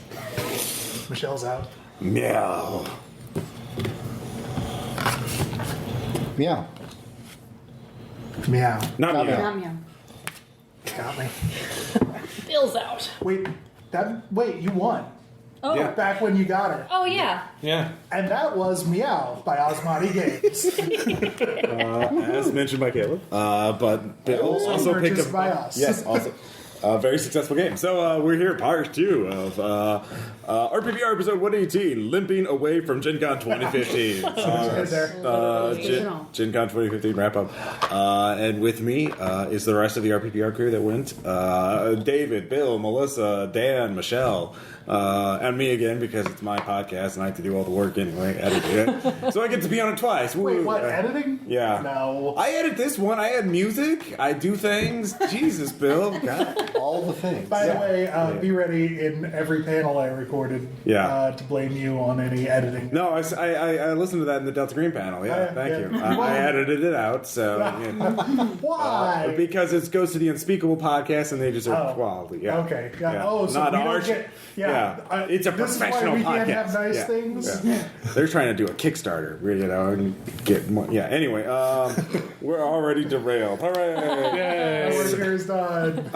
So we already talked about the great fans that we met, of course, and you guys can get into that if you want to talk about the highlights, the lowlights of the con. But first off, let's talk a little bit about the pre-Gen Con experience, your guys' trip and hotel. We'll just go kind of left to right. David, any notable experiences on the trip or the hotel? You were staying at the hotel we were too, the Alexander, which is very nice. We were at the Alexander, very nice place. Couple of things that I didn't really care for with the room itself, but I think that's more because it's an arty type of hotel. I'm used to the bathroom having a door and not a sliding thing that goes in front of it. It's fine. Also, exhaust fans. Good idea. Especially with gas holes like 2 of my roommates. One of them is my brother, and I can get away with saying that, but exhaust fan, good. Yeah. I had a really unique experience because I got to cross an item off my Gen Con list, which is help somebody who could really use a hand. One of our listeners got the chance to come to Gen Con, and it fell into his lap at the last minute, and Sam needed to find a space to crash, and we made it happen. Yeah, he messaged me. Most delightful roommate. Yeah. Wonderful, wonderful guy, and I am already looking forward to next year because he is already top of the potential roommates, and he's already said, yes, someplace closer would be nice too. Perhaps the way that he worded it was perhaps across the Cool Skywalks, which was the name of his high school indie rock band and also a Red Markets enclave. So one of us. Yes, Sam messaged me on Steam, and I said, "Oh, you only have 3 people in your room. We can cram one more sardine in that can." And But it's good because he was a pretty slight individual, all things Yeah. considered. So you know. And considering, for those listeners who haven't actually met me in person, I'm about 6'1", but 270, You're 280 gamer pounds. Yes. I am there's 2 gamer shapes, Bill. Yeah, There's that, exactly. and then there's the rail thin beanpoles. Exactly. Yeah. All right. Because we're But- also into computers, we establish shapes that are like binary code. Ones and zeros. I am definitely one of these zero shapes. As am I. All right. But I would like to point out, too, though, that between the 3 people who are going to be in the room, I was the little one. Because the other 2 zeros are slightly bigger zeros. Part of which being my brother. And, yeah. And you also found out later on that we could have actually, Oh, yes. we didn't have to walk. So I have to tell you this part. Part 1 of it, I had a step counter, as did Brother. Brother looked at his the first night, which, mistake! You never want to look at the step counter because the second you do, your legs will go, I'm out, and seize up. And he said, do you realize I walked 9 miles today? And we all just kind of went, don't look at the step counter. You save that for the way home. Which is when I looked at mine and found out over the course of the con that I walked 39.68 miles. That is just shy of 40. golf clap. Yeah. For those of you keeping score at home. Yeah. Yes. And so, a lot of walking. And that wasn't just walking. Part of it was through the not as nice part of downtown Indy. Just going to be blunt about that. There were a couple of times when I would start out in the morning, 6 o'clock, and count the homeless people we passed sleeping on the street, and step quietly because we don't want to wake up. Those guys got shanks. And also they're asleep. And there is Just because they're Way to homeless stereo- doesn't mean that's not their home. I think gaming is word of your possession. Not all hobos are of the murder variety. So, well, while this is true, Ross, when I say they got shanks, I mean they had visible shanks. Okay, well, And they were visibly armed, I think I am safe to say. okay. It's fair cop. They could have been cosplayers. You didn't know. But, That's true. Yeah. they could have been One gamer cosplaying got a murder little too hobos. drunk. Yeah, bear in mind, But listeners, anyway. we all live in a suburban town where you have to drive to get anywhere, and so we are not in It's basic. not really suburban. There's no herb for it to be sung to. Okay, Yeah, we don't have That's it. a fair Springfield tries But the point that sometimes. we're trying to make is we ain't no city folk. Yeah, we don't. Yes. We don't have public transportation. We. We have a bus. Yeah. Our tallest building is The only 10 ones stories that use the bus ish. are the ones that can't drive. Yeah. Like, legally. And so yes, walking and dealing with urban Yeah, life lots and is lots of walking. a relatively new experience for most of us. Anyways, But it was upon checkout, I overheard one of the other guests of the hotel ask if he could get a ride to the airport via the shuttle that was parked out front the entire time, and mentioned that he had a few things that he needed to pick up at the booth at Gen Con. And they said, oh, well, we can drive you to the convention center and pick you up there. We wonder why fewer people have asked us about that. And I will admit that is partially on us because the shuttle bus was literally parked in front the entire freaking time. But maybe a mention of that on check-in. Yeah. It's just so you guys know, rather than walk all the way over there, we could just drive you over quick and That's then fine. come back. yeah, Then you would have only Learn for walked next year. 24 miles instead of 39. yeah. That's true. Almost. But yes, that was totally on the Alexander's fault. Yeah, they just put a sign. We can take you there. We have Shuttle. that. Yeah. Shuttle available. Yeah, exactly. Yeah. Or Or $1 or whatever. modest fee. I Yeah. mean, if it had been, hey, we'll shuttle you over there, $3, I would have paid the $3 every freaking time. Right. Yeah.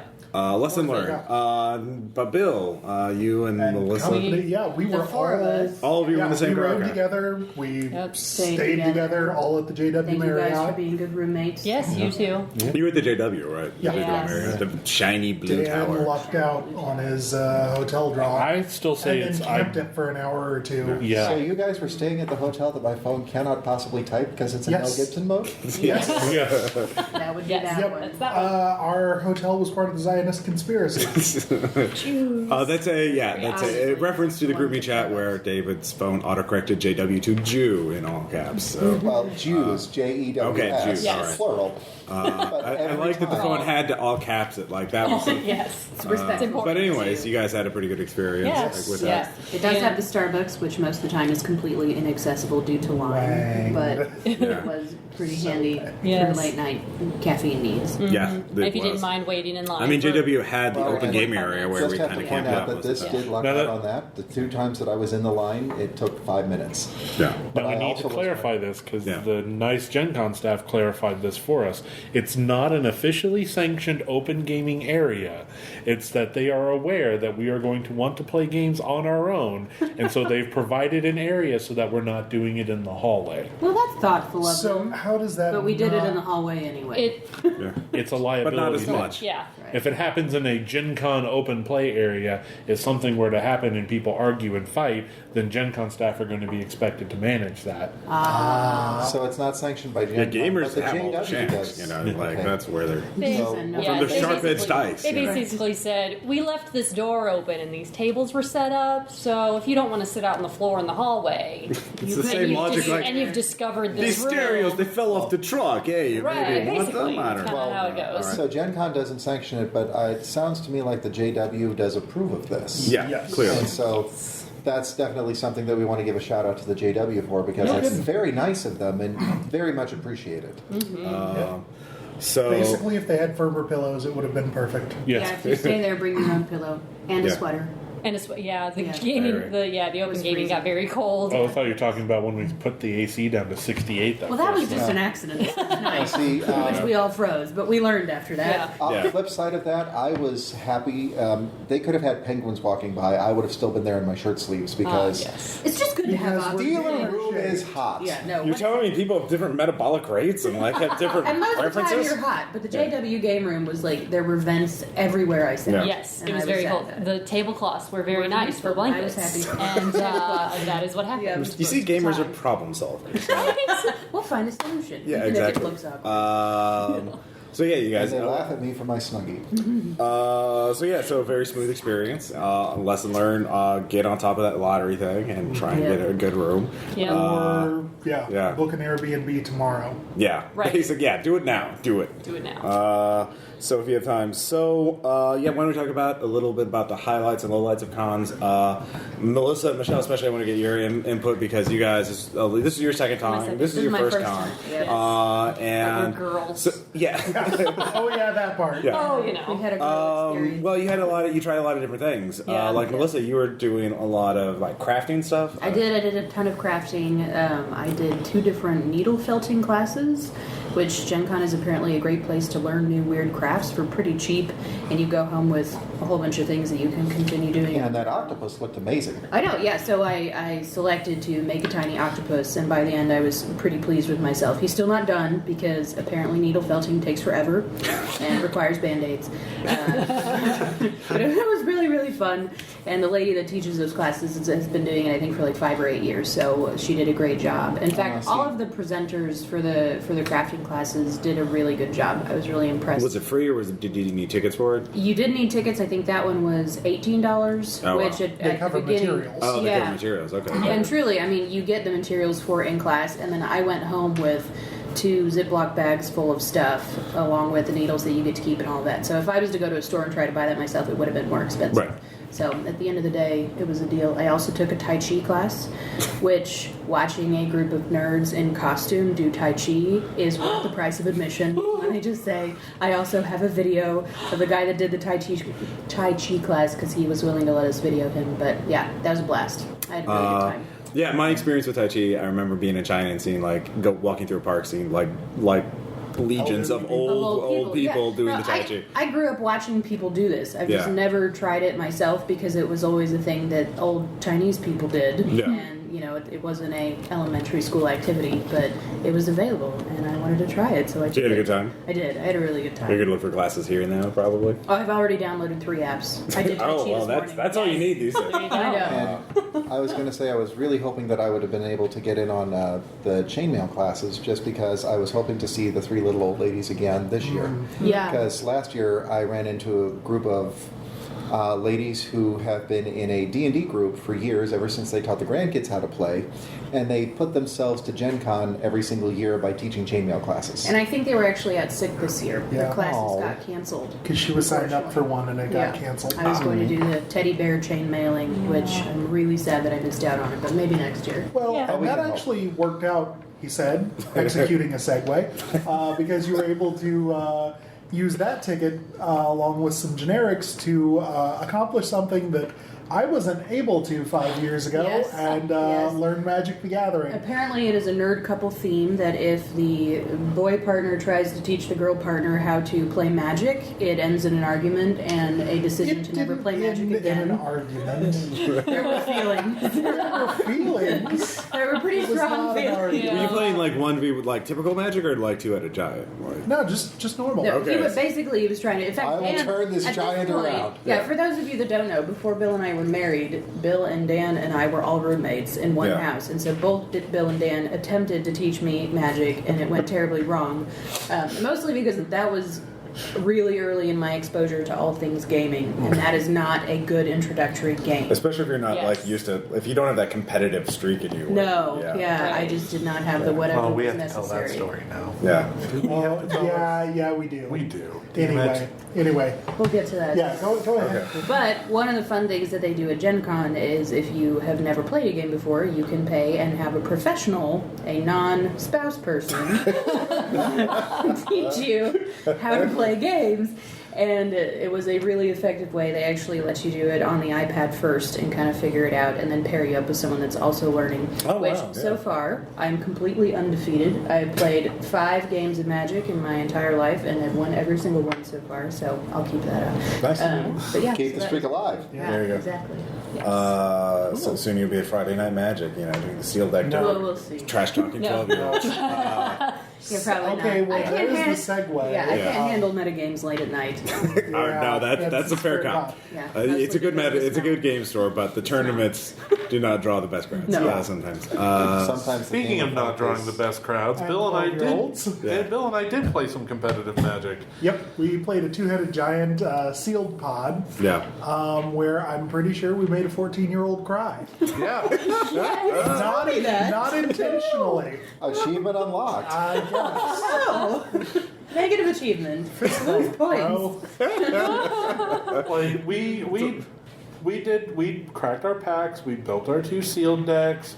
We were playing 2-headed giant rules. We lost our first round, fair. It was pretty fair. yeah. And so, we were taking our licks, and we're like, okay, so if we lose the second time, we don't get any prize. And we drop and we go to bed because the pod started at 9 p.m. So you win either way, really, Yeah. is what Yeah. you're saying. Yeah. And so we go on to round 2, and we got these 2 kids that are like pre-teen, early teenage years by the looks of them. And as we're sitting down, they're like, okay, so you lost 2. One of them's the apparently newer player is cool the Yeah. entire time. Yeah. Yeah. His experienced friend leads off with saying, okay, so we both lost one at one point. Are you guys like serious players that are just going to take us to the cleaners, or are you here to have fun? And we're just like, That's the look we gave him. Yeah, but I'm giving a sort of like the hell kind of Yeah. Yeah, so we entered this event that we had to pay $18 each for, with promise of prizes if you win. Is this kid pulling a mind game, or You is he can't just really- that stupid? You can't really be one of those categories and expect this to go well for you. And so we ended up winning, but we didn't we didn't win because our deck was constructed better. We made the Yes, better. we did. Well, we don't know that for sure, Bill. Mana Screw happens to the best of deck builders, and that's pretty much He what. couldn't mulligan for hell. Yeah, and that's pretty much what happened. He was throwing a fit mid-game about how he wasn't getting the right colors of lands to match the spells that he kept in his hand. And hashtag joking, not joking about picking up our cards and tearing them asunder.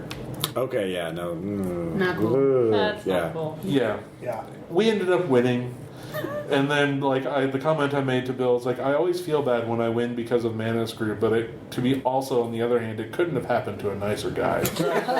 Well, okay, yeah. Plus the element of drama that, he refused to good gamer handshake at the time and came up after the next round was completed saying he had calmed down enough to good gamer. Well, I mean, that's at least he came back. Yeah, that sounds like he's. What, was he 14? Yeah. All right. Okay, for a 14-year-old, That's a big thing. Yeah. Or he At was least a he really came back. small one.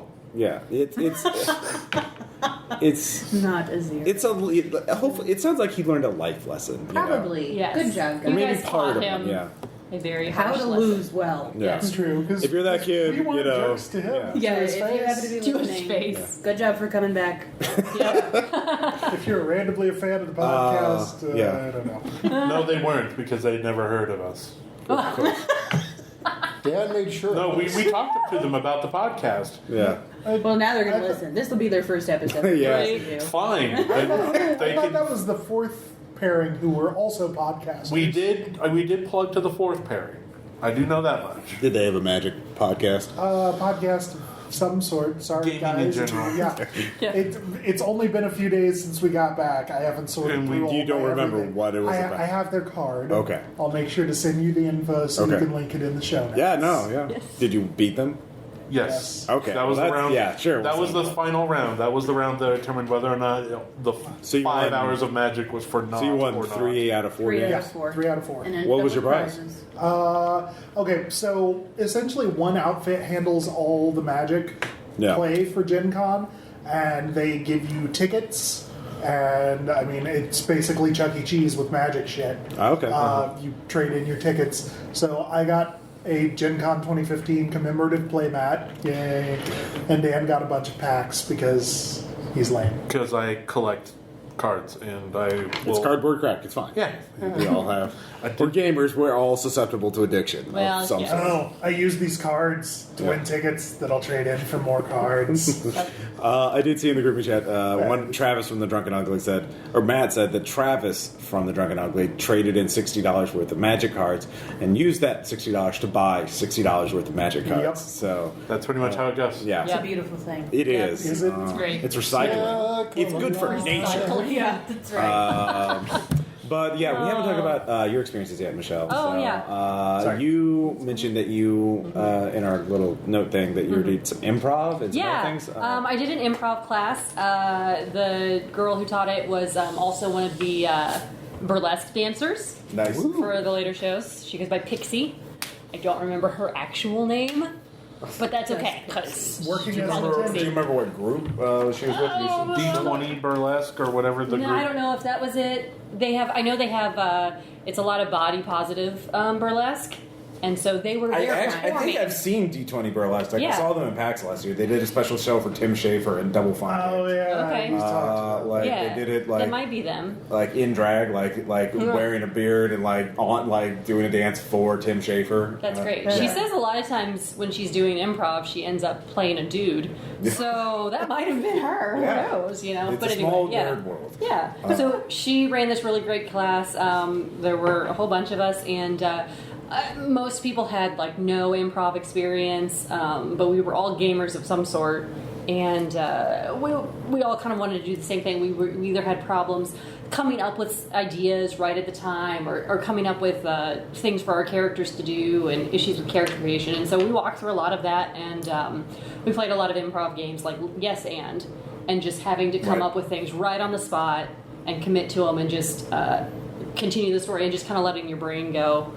It sounds like a lot of fun. It was so much fun. It was 2 hours. Tell them of who being you busy. improved as most of the time. Oh my god. Okay, so we had to choose a character.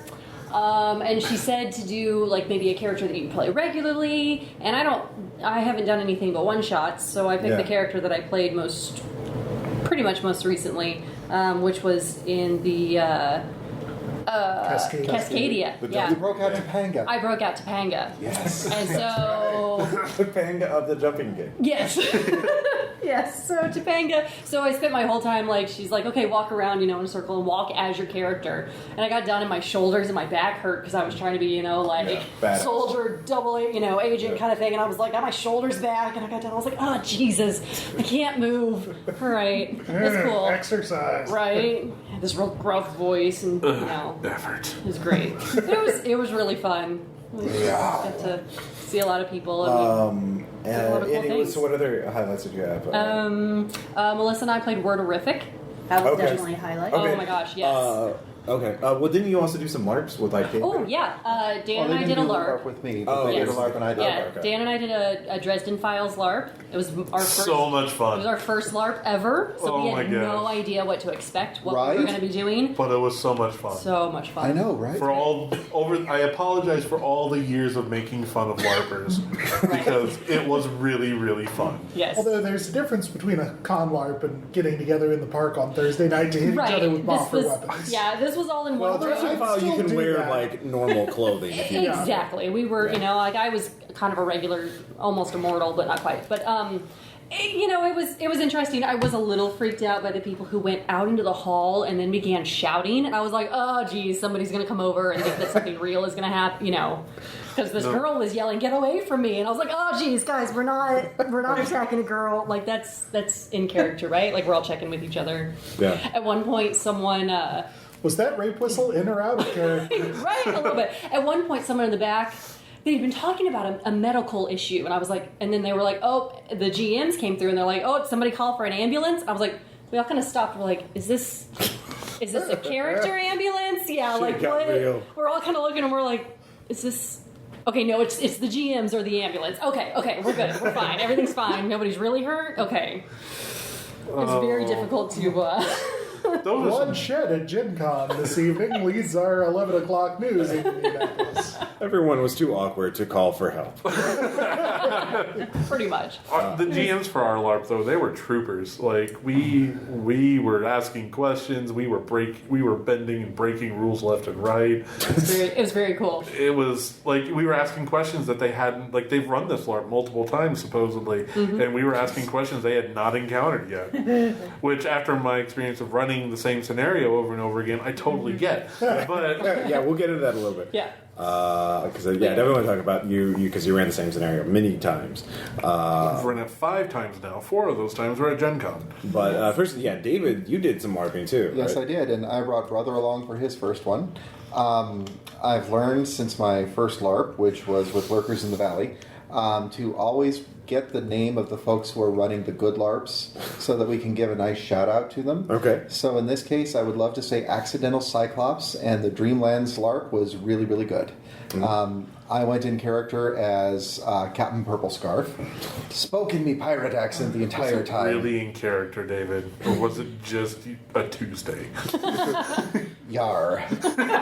Also, Yar? Actually, it was a Friday. Right. Yeah. Also Yar. But, and Brother... Was this the one that Mark went to? Yes, this is Okay. the one that Mark went to. And for those, Brother does have a name, and it is Mark. No. But in this Sorry, case, he was Brother Maledictus the Doomseer. And because he decided that he wanted to go for an easy character to play. And shouting doom at people while pointing is pretty easy? Actually, surprisingly, yes. I don't think it's surprising. I think anyway. I think that's just a thing. Yeah. Well, and he managed to do it the right way. If there could be a wrong way to point at people and shout doom, he would just kind of look and he would say, I foresee doom around you.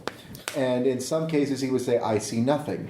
And if he said to somebody, I see nothing, somebody else would step in and say, that's a good thing, because normally if he says he sees doom, that's all he really sees. So you're fine. You're going to be good.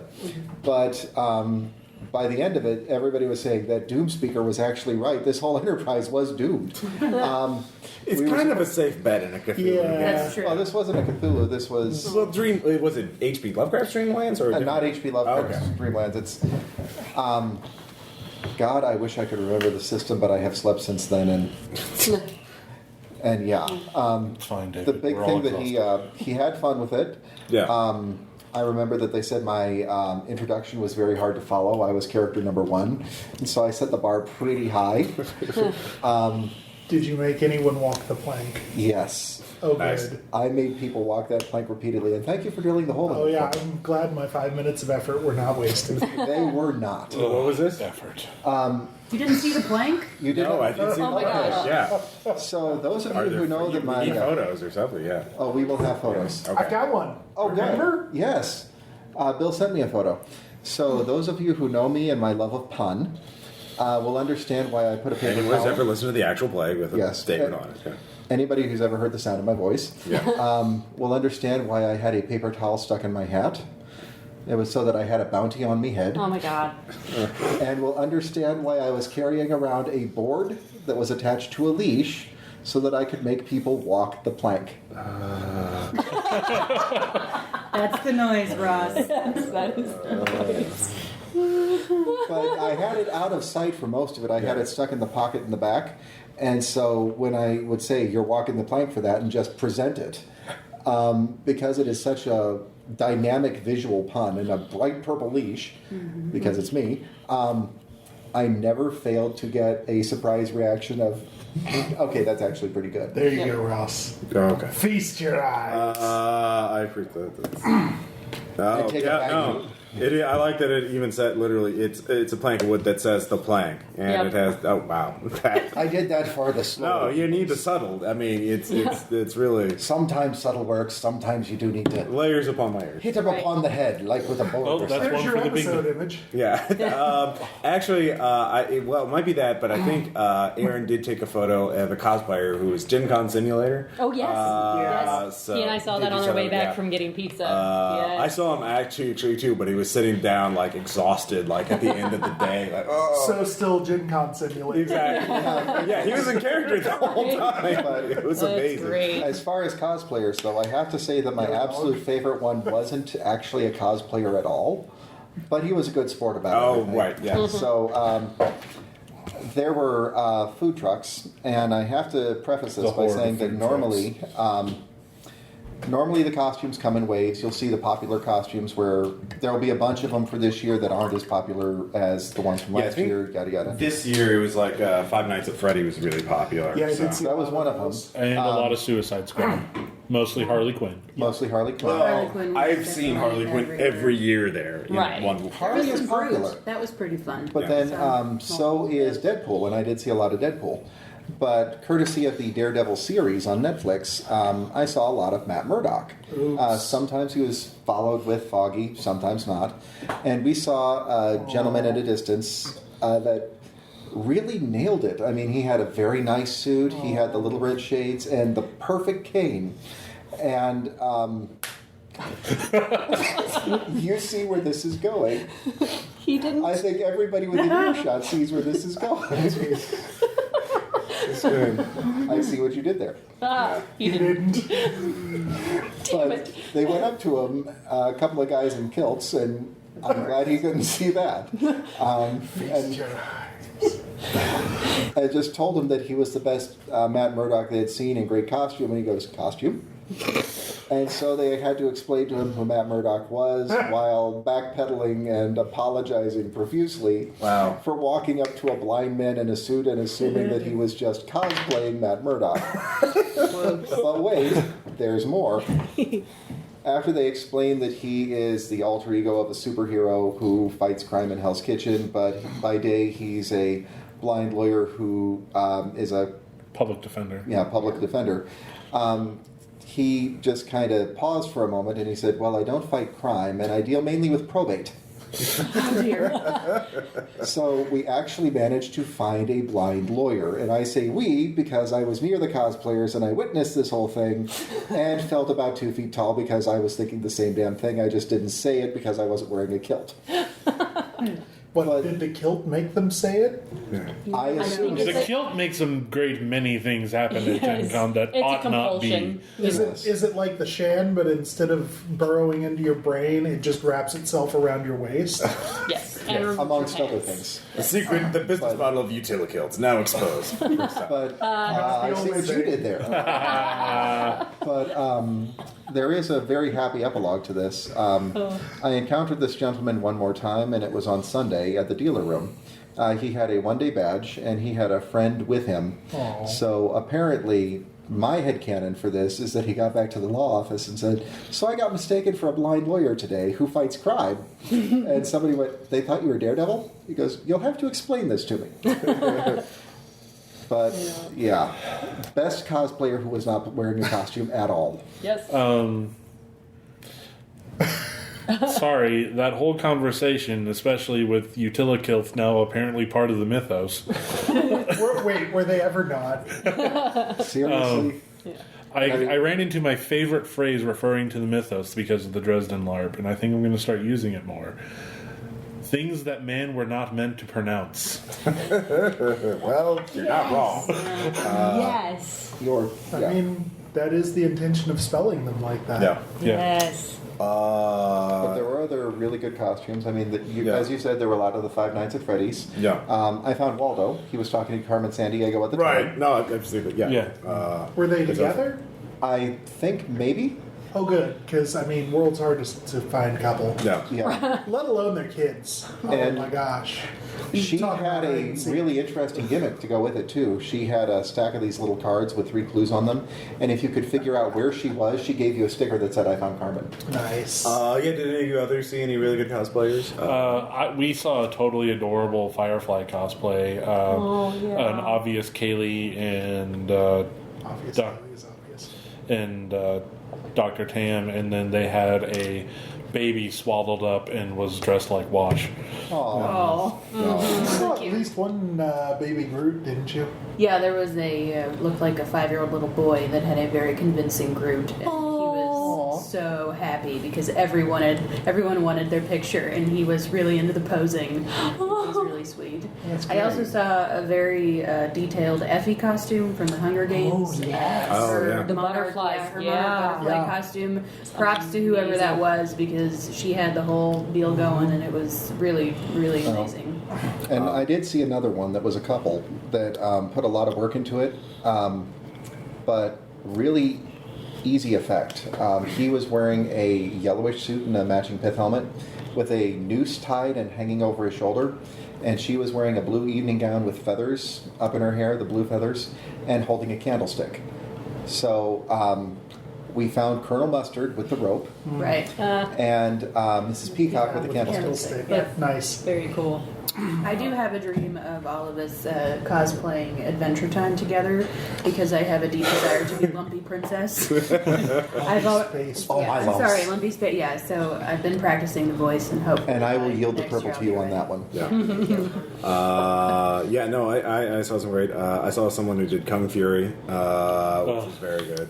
Of course, the Five Nights at Freddy's, like very elaborate costumes, like very good, like the rabbit, and then the Attack on Titan, lots of Star Wars stuff, like including a Wookiee. He was really good.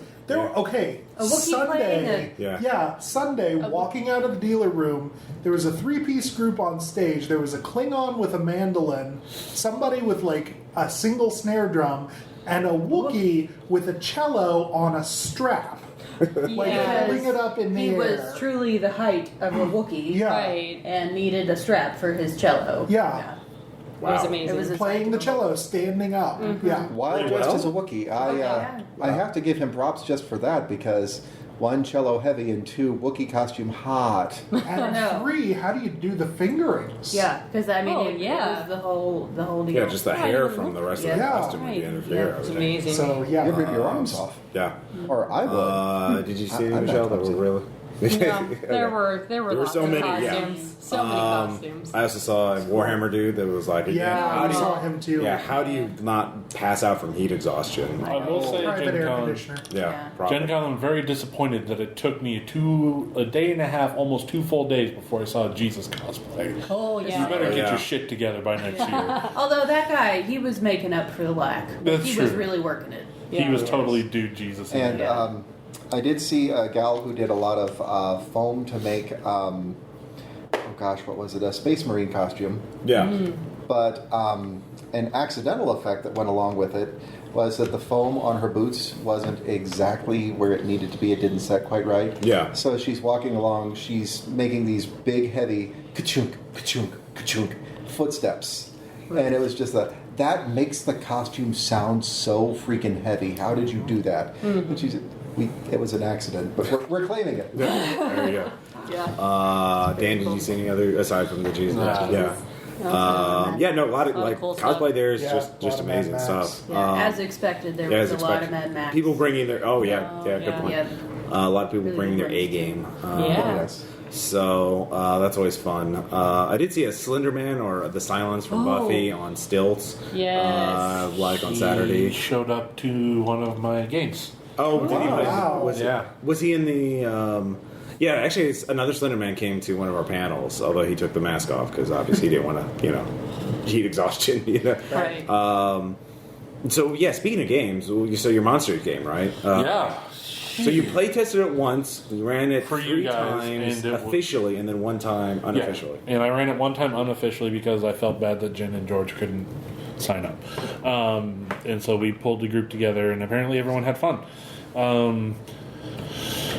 That scenario got ran through the meat grinder. It was...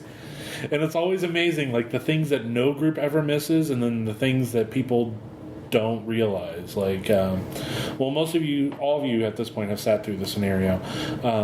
Leo the lion, the monster that's had his bond broken with his kid. The one loitering outside. Yeah. The sad one. Leo's Yeah. loitering lion. Anyway. The alliteration was not my fault this time. Like, only one group really tried to talk to him and to try to make him feel better. Like, Leo is supposed to go batshit insane when you're talking to him to create a sense of urgency. But like, one group stuck with it, and they actually convinced Leo to pull himself together and to then to run interference on any more G-men that may try to show up. And it's like, by doing that, you guaranteed that no G-men will show up for the rest of the scenario because Leo's pissed. That would have been useful. Yeah. We didn't think of that. We weren't alone, apparently. So Right. Yeah. Yeah. In the Saturday morning group, the last group was the first group that, after fighting the G-Men, was like, let's hold on to these monster damage dealing guns, and then gave them to the kids in the final confrontation. Oh man, common sense. But when we tried it out, we didn't even really know so much that they had guns. Yeah, We kind of You can- psychic tricked them. yeah, Yeah. Oh, Well, hey, and- adults. yeah. Well, and I'm just And going we to bushwhacked claim the hell out of that them because with my ours, character being a truck is not real aware of guns. Right. What? I have hammers. Who needs guns? Yeah. see, Having our truck originated that Hammerzilla character, didn't realize that say no. he didn't fire the guns himself, but he did say, "I've got a glove box," and he stuck all of the guns in the glove box because America. Well, okay. You guys yeah. are getting it completely wrong. The spirit of Truck Hammerzilla would be the world's most amazing gun rack. Oh. He did mention gun rack, but he said, "Well, they're pistols. I don't think we can fit pistols in there." No. It's totally like it's the opposite of a smart magazine. It's a smart gun rack. So you just put the pistol up there and it conforms to it. Nice. Because Truck Hammerzilla. Because Truck Truck Hammerzilla. Hammerzilla. Because America. Because America, freedom. So, Dan, what in general, what have you learned from running, like your expectations, like how you've changed scenario, any Dan's kind making a of shell-shocked wisdom? face. Yeah. Or are you just staring off in the middle distance now? I'm just staring off in the middle distance because, dear God, like I said, like, I will never have to look at notes again for that scenario. Right.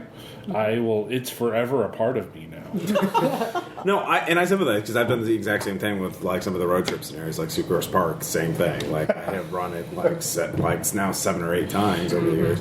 And I will say that after running it and seeing kind of the overwhelming success about how people responded to the concept of mental health treatment being a method that can be used to break the bond of a monster or challenge the bond of a monster, that's going to inspire. I would like to one day write a whole supplement about not that, and along with, because I have a bunch of personal knowledge that I can bring to the table on it of kids in the foster care and mental health systems in general With attachment issues. like, how do you deal with a kid that will legitimately never really have a relationship bond with their parents? Yeah. And it's like, how do you design a character that could have that? That could be a lot of compelling role play involved and a lot of interesting plot hooks to run a game around. But it's kind of icky, makes people hesitate just a bit because it may be an area that they don't feel comfortable with role playing. Right. So I would like to help those people out. So Well, and there's a lot of interest right now in using gaming therapeutically. Yeah. And figuring out how to do that and just kind of changing people's attitudes towards gaming and not seeing it as this, irrelevant and kind of scary thing. Because it does have a lot to offer. Both Dan and I are in mental health. And so I think that a lot of people that do this kind of work are constantly looking for new ways to engage kids that have attachment disorders. And Monsters was made for that, even though I don't think that was the intention. No. But anybody that, works with that kind of stuff, when you're reading through it, that's all you see because it is such a huge issue. Great segue to that panel. Yeah. You guys were there too, right? Yeah. I know. Obviously, Dan, this was your first experience being on the. This was a different panel. When it was the education. There's a lot of education panels, and that's what he was on. And Yeah. then Bill and I went to one called Rolling for Change, which was specifically about using gaming and games in general in therapy. Oh, that's right. You messaged me about that. Yeah. But you did not get to record that. Did you? Yeah, no, didn't. Okay. That's fine. That's a shame. That one would have been a really good lesson. Took notes. We took notes. Those are good. And we can always do a Skype interview with the people who did that later on or something like that. They both did a really good job. So we can get that information sooner or later. But you were on our panel for the education thing. Was that the first time you've ever been on a panel? And that yeah, kind of thing? I was totes nervous about that. No, you shouldn't. Anyway, but I mean, you feel more comfortable now, right? Yeah, and it's apparently the panel went over well, so I feel good about it. Very well attended. I feel like people treated me like I was a knowledgeable semi-expert in that particular deserve to be subset there. of gaming. Yeah. So They bought it. They bought Fake it. it till you make it. Yeah, we'll get that panel up soon because we have a lot of them, and we'll just try and shove them through the pipeline. Any other panels or anything that you guys attended that you really liked, or? Got a couple to talk about, but want to track back to that therapy panel for just a second. Because we actually played a game during that panel. Oh, okay. A game called Cat on Your Head. Cat on. Okay. Which is a large group game. Yeah. A physical game. And the rules can be found actually in a 48-page children's book. But essentially, and kind of strangely, you're basically the audio equivalent of a pixel if you sort of imagine it as being in an old school LED game. Okay. Because one person's the cat and another person is the mouse. And the cat and mouse move around by people touching other people. And to signify that you are the cat, you say cat, cat, cat, cat, cat, cat, cat. Cat, cat, cat, cat. Yeah, example. Interesting. And the mouse moves the same way. But Okay. that was a fun game. I assume the book is the same title, Cat on Your Head. Probably. Okay. I haven't looked into it that hard. Okay. But yeah, let's see. I went to 3 non-RPPR, several non-RPPR panels. Went to a Kobold Games Plans for 5th Ed, which sounds pretty interesting. I mean, you can look up, the Tome Show recorded that one, so I didn't, because their big shiny mic was in the way, and I didn't feel challenging or Your mic's sharing. bigger than mine. Yeah, pretty much. So yeah, fun things coming from them. Go check that out to find the details. Any et cetera. particular highlights? I mean, they're the ones doing those D&D 5th Ed books, aren't they? Right, they're doing some, yeah. Like a lot of the They official did the stuff. first one, Yeah. and then I think Sasquatch Games is doing Out of the Abyss. And Yeah. I think it was Green Ronin that did Princes of the Apocalypse. The second two might be switched, but at any rate, they are planning. I believe it's quite likely that there's going to be a 5th Ed sort of character conversion guide for the Midgard campaign setting, which I would be totes excited for.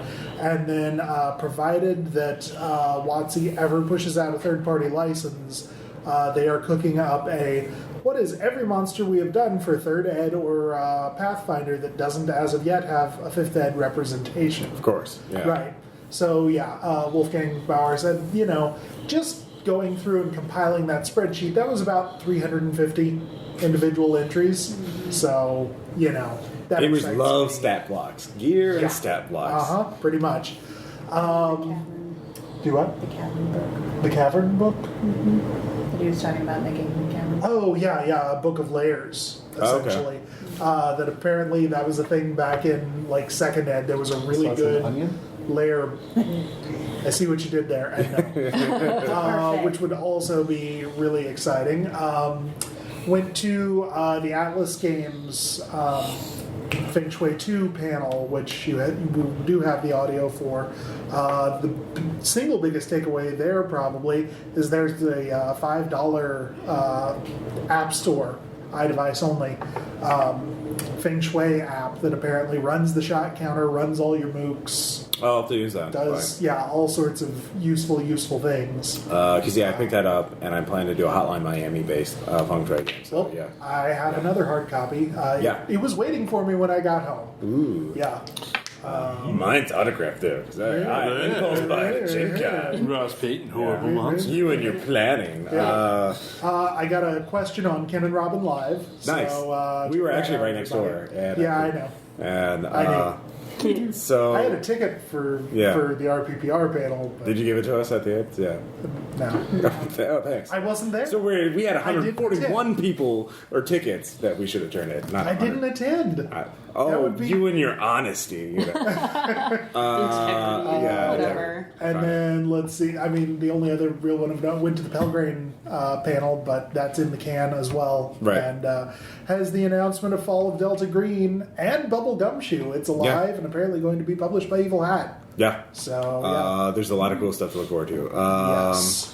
Anything else for the highlights? Well, I had a really positive experience this year with the group. I signed up with Envoy, and Bezier Games was looking for folks who would demo their games, and I got to be one of their demo minions. I even got the shirt.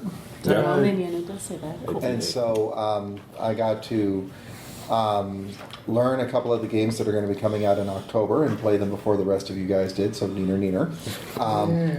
But also got to demo games at the booth and then help them to, bring them to a wider audience and some more games. So got to play Suburbia and the expansion 5-star a lot.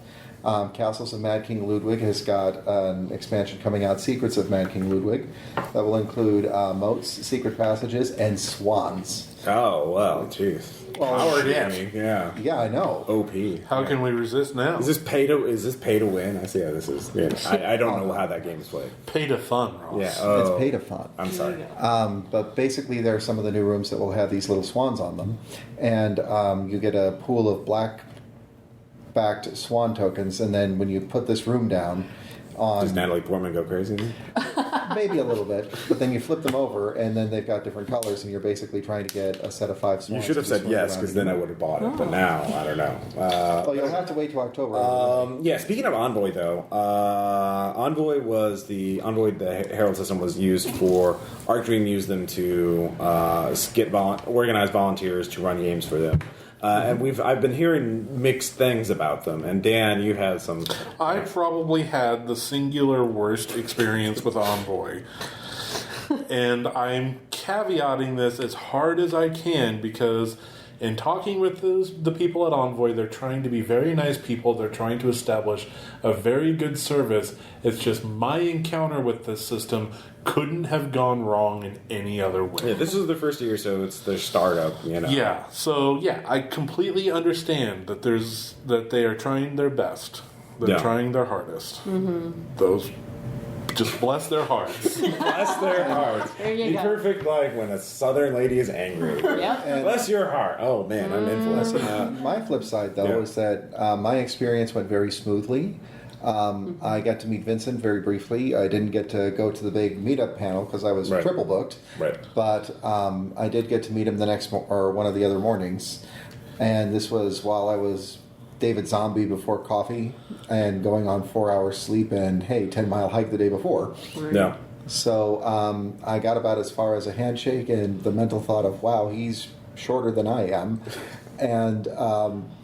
When he said, "Oh yeah, you're working at Ted's booth," I said, "Yeah, the Bezier booth." And he said, that's the one where Ted is. And that is how you know that I really, really need coffee, because I'm spacing on the name of the guy who designed 2 of the games that I'm demoing. So any other? Yeah. So you had some frustrations with that. Aaron reported some too. Hopefully these are growing pains. Now, here's the thing, though. Like, I saw other people that got shirts or would get buttons or knew what they were supposed to do. I'll just sum this up that, yes, I came at the system sideways. I was a late sign-up person responding to the last-minute call to run games for Arc Dream. Completely understand that it wasn't going to go totally smooth. Yeah. You fell through the cracks. I fell through the cracks so hard. Like, all the way. They didn't make Terminal an account velocity. for like before, like getting ready for the con, I sent an email and I said, "Is there anything I need to know or do? With the con coming up, is there anything I need to make sure I have last minute?" And that spurned the email of, "You have a badge, right?" Yeah. Seems like something that should have been confirmed beforehand. We settled that out. It was fine. Okay. And then it's just like, just make sure that after you've run your games, because we have your games in the system, that you log into the Envoy Herald sub-forums thing and make sure that you update the information after you've run the games. And you said, the what now? And I said, sure, where do I sign in and with what credentials? Didn't hear anything from them. Ugh. Did not know anything about what I was supposed to do at the con, so I just ran my games, put my tickets in the little envelope, and handed it to the people at the GMHQs, like the Gen Con instructions that I fell back to said. Yeah. And then after the con, sent an email saying, where am I supposed to log in? And it was at that point that they realized that I never got the email that I was supposed to get to sign in in the first place. Oops. And I sent them, and so I tried to log in. It didn't work. Tried to do password recovery. I'm thinking maybe my temp password isn't working. No, I never had an account created for me in the Envoy system. Well, in their defense, this is the middle of convention season, and And like I This said, isn't the only that one they're we've doing. seen Oh, from yeah. just being on the other side of it. I can't tell you the number of emails I've already received from the email or from the Envoy emailing group, just letting us know, okay, we're going to be out of office for this con, and then we're going to be out of office for this con, and then this one, and then this one. So But I never There's a long got sequence. any of those, David. That's my issue. right. Yeah, because you weren't in the system, it's Yes. for you to Right. know. Right. So, So they yeah, didn't- the initial So- step broke through- down. mixed records so far. Yeah.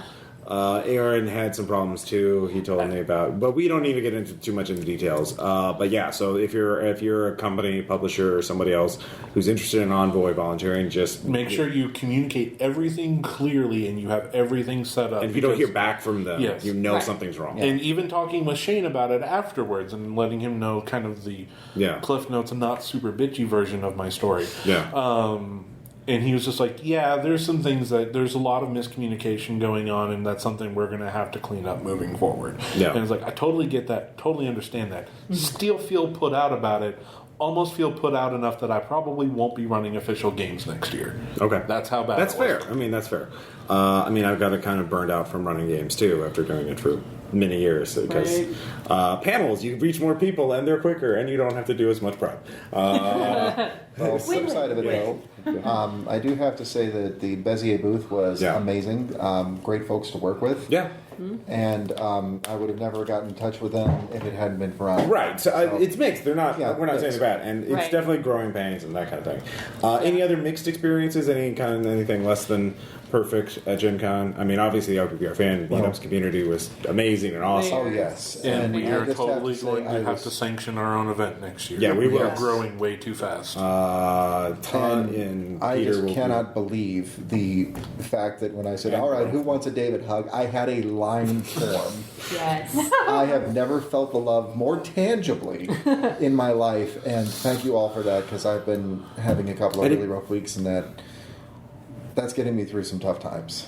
It's very, I think back It's at really Gen Con and it helps, like, hey, doing all the BS work you have to do to keep a podcast going. You're like, this makes it a lot easier. And if you have any photos and videos of the meetup or anything like that, we already got some, like at the banner match. I'm just talking for the community. Post them to the forums. Talking to you right Yeah, now. Jesus.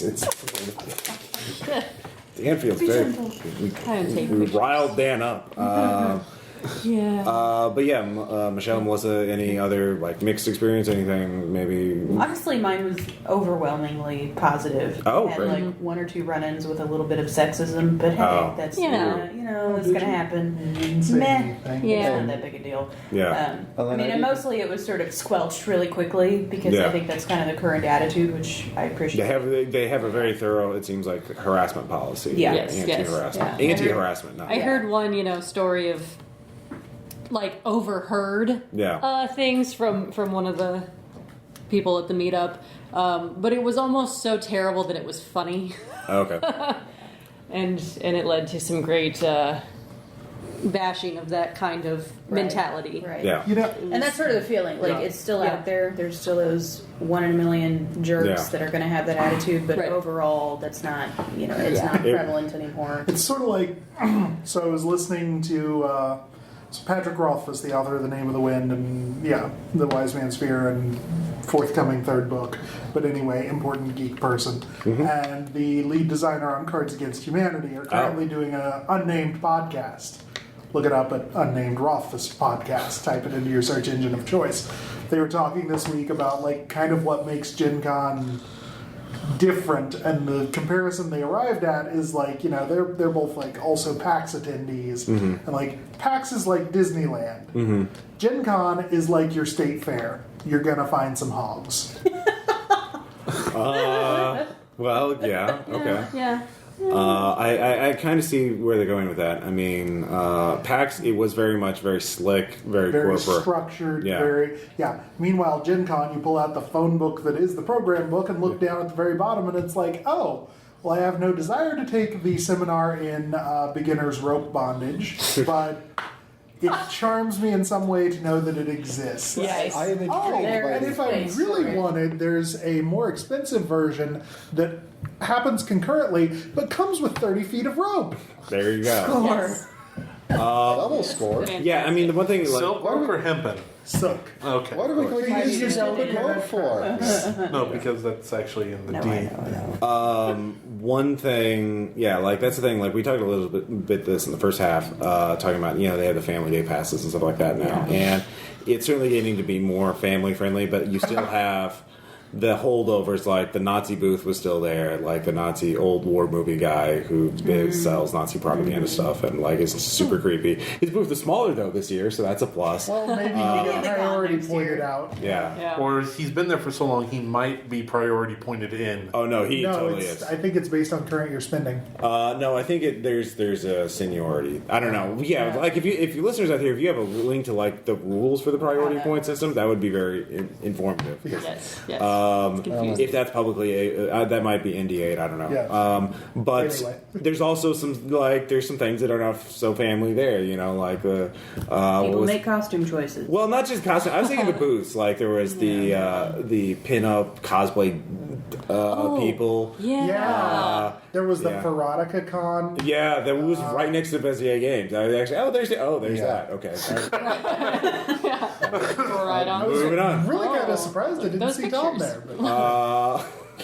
Well, there weren't. I didn't link. It didn't seem like there was a giant dinosaur. eating Tom isn't something, as so- photogenic as you think. No, not in the picture. As consuming, not as a Right, modeling. Yeah. So, Interesting. but they're doing better, I think, and we'll just see how it is next. Because this is the first year these priority point system takes effect, so it's next year that we'll really see the result of that. Right. So we'll see how that Yeah, turns if in. it's just Fantasy Flight games rubbing up against. They really do need to manage that line better. Like the Fantasy Flight game should go out of the exhibit hall. Like it should not block aisles like the way it does. They need Right. to give it its own subsection at this point. Like And they there do were with times when I Magic had and to everything. fat man Exactly. parkour my way through the aisles just to get to the shift on time, and apparently I was. It's more of a. I Interesting would to imagine see. more of a sumo thing, but sorry. Yeah. Oh no, I didn't sumo as much as I did weave my way around because Okay. When one is large in multiple dimensions, one learns how to do this thing. Okay. it was a delicate I dance, haven't seen and it move that fast ever. Yeah. And you also have to know the proper times to suck in the gut, to let it out, Right. or Turn when sideways yeah. and shimmy. turn sideways, and while when I to lead have with the 3 years arm. worth of experience with this, Excuse me. Brother and Matt did not, and that is one of the reasons why they had a negative con experience. Yeah, they got kind of overwhelmed. Right up there with the walking to Brother says that he will come back next year. He's going to give it one more try. Okay. I don't think we'll get the same out of Matt. Matt did not have a lot of fun at all. But walking, lots of walking. Yeah. And he got jostled hard enough in the dealer room that he ended up bruised pretty bad in a couple of places. Really? So, Wow. yeah, there were a lot of rude people there. Well, I There think was there was more rude people that I felt this year than in previous years. I never thought that I would get to utter this phrase out loud, nor have to, and I'm somewhat horrified that I did. When seeing one of the people do a really hard shove and throw an elbow, say, "Wow, hey, you do realize that lady has an actual baby strapped to her chest. Jesus. Ma'am, are you okay?"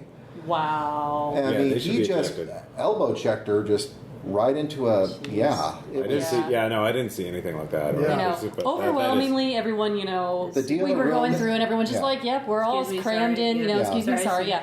But I did have Your someone. job. I had a guy cut like right in front of me, and just start walking immediately in front of me, and I stepped on the back of his foot.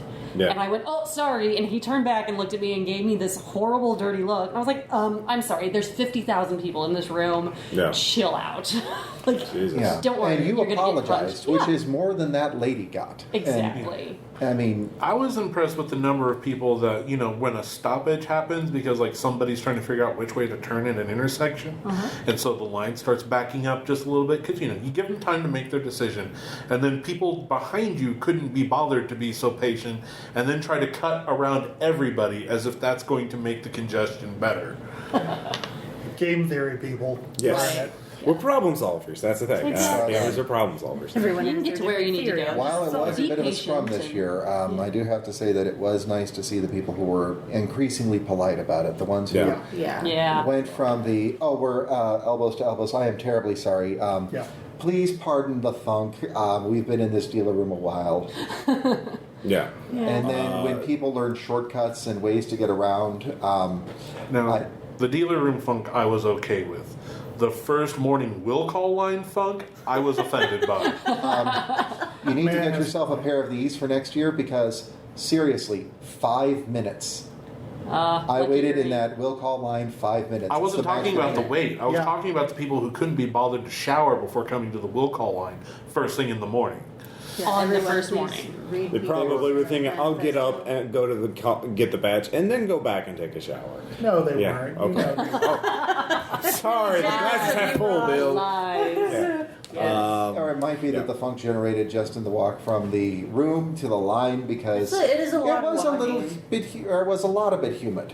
Yeah. More humid than yeah. we were expecting for Indy, because last year I remember it being not humid. Well, I know Wednesday they didn't have it on at all. Or like, Oh, the air conditioning, yeah. Ooh. And I mean, and the thing is about like Gen Con, it is if you're not used to that level of physical exertion, because like walking 40 miles or Right. walking 10 miles a day, that's like even if like you guys were at the JW, you probably were still walking at least Yeah. half of that. About 5 a I didn't Yeah. turn my pedometer on until Saturday, which was a bit slower as a day, and I still hit 9 miles. Yeah, I in one did. day. Yeah. I had 25.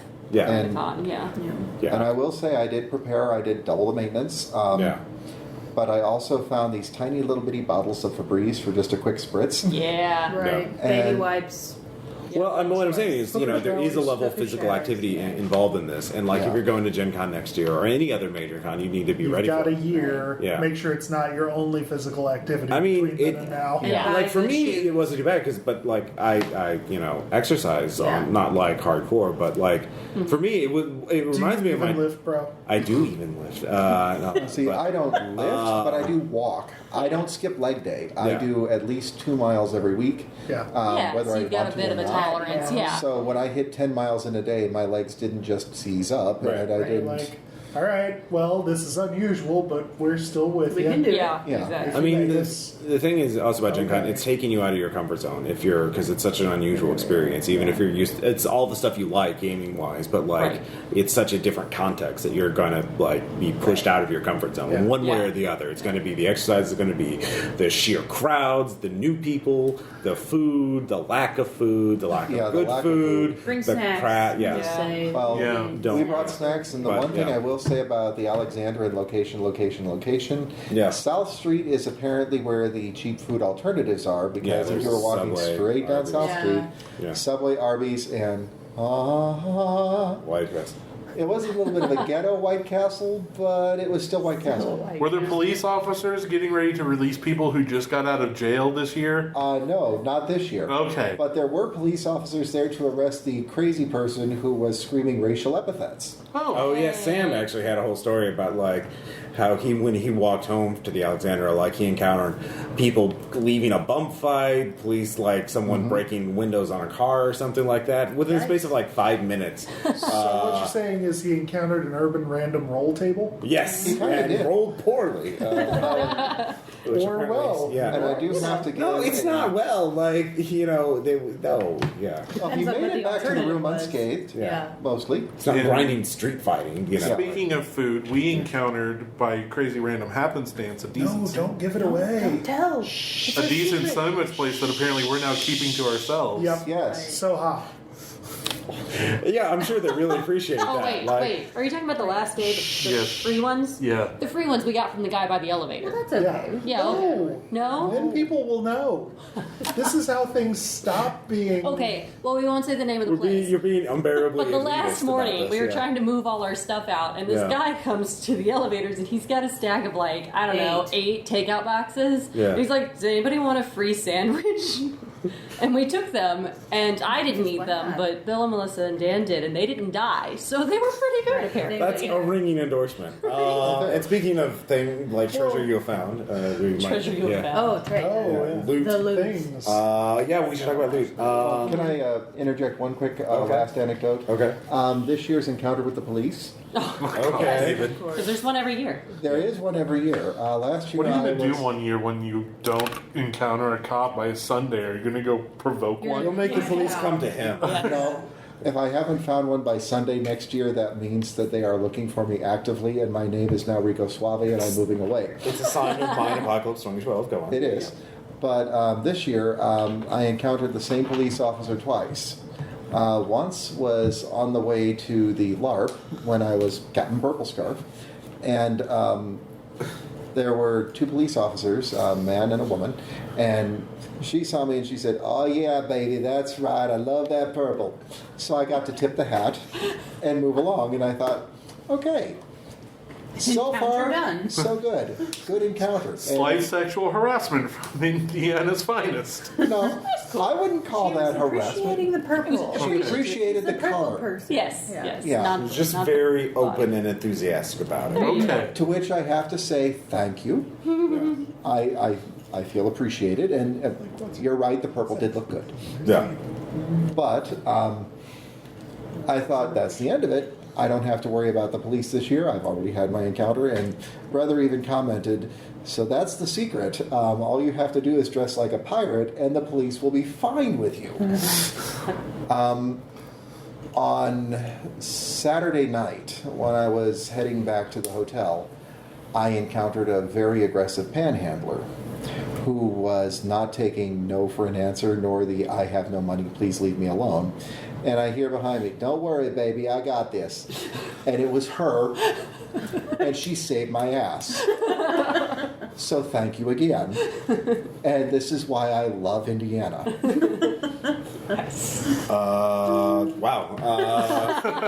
And I have no way to segue into loot. Things we Yes, got. loot. Stuff we bought. But stuff we Yes. bought. So much stuff. I bought a lot at Gen Con. I already talked about it a little bit in part 1, but Ross bought so much stuff he had to split it over. I whole did. segments. I didn't want to just so I already bought Fun 22. I already talked about that. But I also bought Blowing Up the Movies game, the action movie classics, also by Robin Laws. So it's a short little book about how to break down movies like Star Wars and Die Hard and into gaming stuff. So it looks very cool.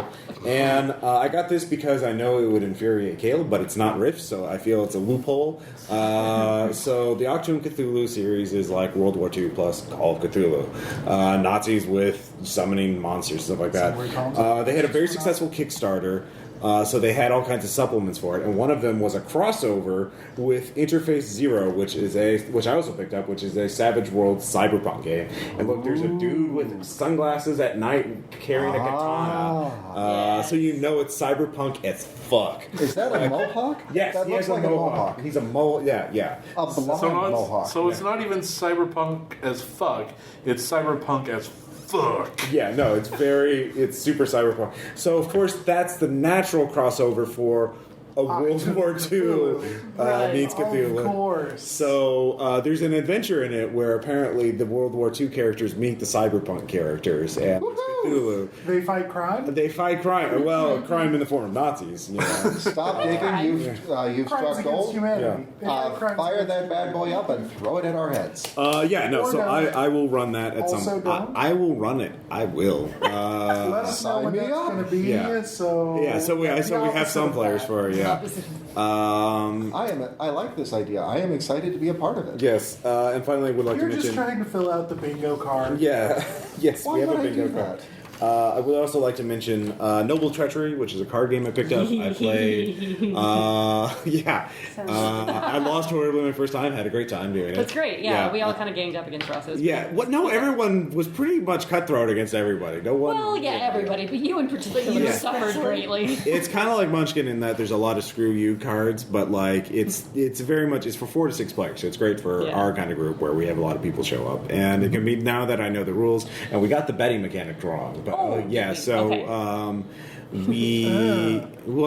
I went back the next day. Like we played this. We may not know rule. Tell me to the guy who wrote the game, and so he's like, "No, you did this wrong." Were those your Yeah. exact words? Yeah, pretty. I think so. I was kind of tired. We're talking like Sunday-ish level. It was Saturday, but Yeah. same point, same difference. That's a fair cop. So those are mine. So we'll just go around the table. Who has stuff that they want to talk about? Yeah. Well, I've got a lot of stuff to pitch because I picked up quite a bit. Yeah. First, I went back to my old friend, the Wiggity Bang games. Yeah. That's what. Yeah, I know. You can't you can't say it once. Wiggity Bang. It's great. Makes me feel something. Bang. A wiggity bang. No. But they were the makers of Bad Cow. But I also picked up Alpha Bandits, which is really fun. It's basically Scrabble meets Dominoes, and hilarity will ensue. You will love it if you're good with playing with words. Great. Also picked up Snake Oil, and David, you know that's a sham, right? that's the whole point. You're What type of supposed to game? sell Is it- your is it sham a to card everybody game or- else's. Oh. It is. I am very Card game or a board game? Is the question. That one is a card game. Card. There you go. Because if I Google snake oil, I don't think I'll find it. Right. Yeah. But if you Google snake oil game, Yeah. Yeah. You might. Card game. Yeah, that probably. But basically, you draw a market card and you say what it is to the other players, and they've got a fistful of cards, and they get to pull 2 of them out, what can I do for a few cards more? Yeah. put them together, and try to sell you that item. And they're trying to sell you as whatever it is that you're marketing. Always be closing. Always be closing. Always be closing. Always be plugging, as we just Put in that part 1. coffee Always be plugging your books. Is what I was Always trying be to teach Caleb. And So, speaking of his plugging, I do have to do 2 other quick plugs. Yeah. One is Eclectic Eccentricities. As Oh always. yes, we did As mention them. always. Yeah, George and Jen. Yes. It's kind of becoming one of my con traditions that I have to pick up something from them Might not because, be a tradition next year. We'll see. Yeah. well, I think they'll be showing if up. I do not but, buy yeah. anything from their booth, But if not they as don't a have a booth. booth, I swear to God, I will prepare for Gen Con by going to the Etsy shop and finding right. something There's and an having Etsy them store. deliver it. There you go. But there will be Gen jewelry. You should have Damn them it. deliver it to the hotel room that you'll be staying at. So you can still get it while you're at Gen Con. Yeah. Exactly. Complete the experience.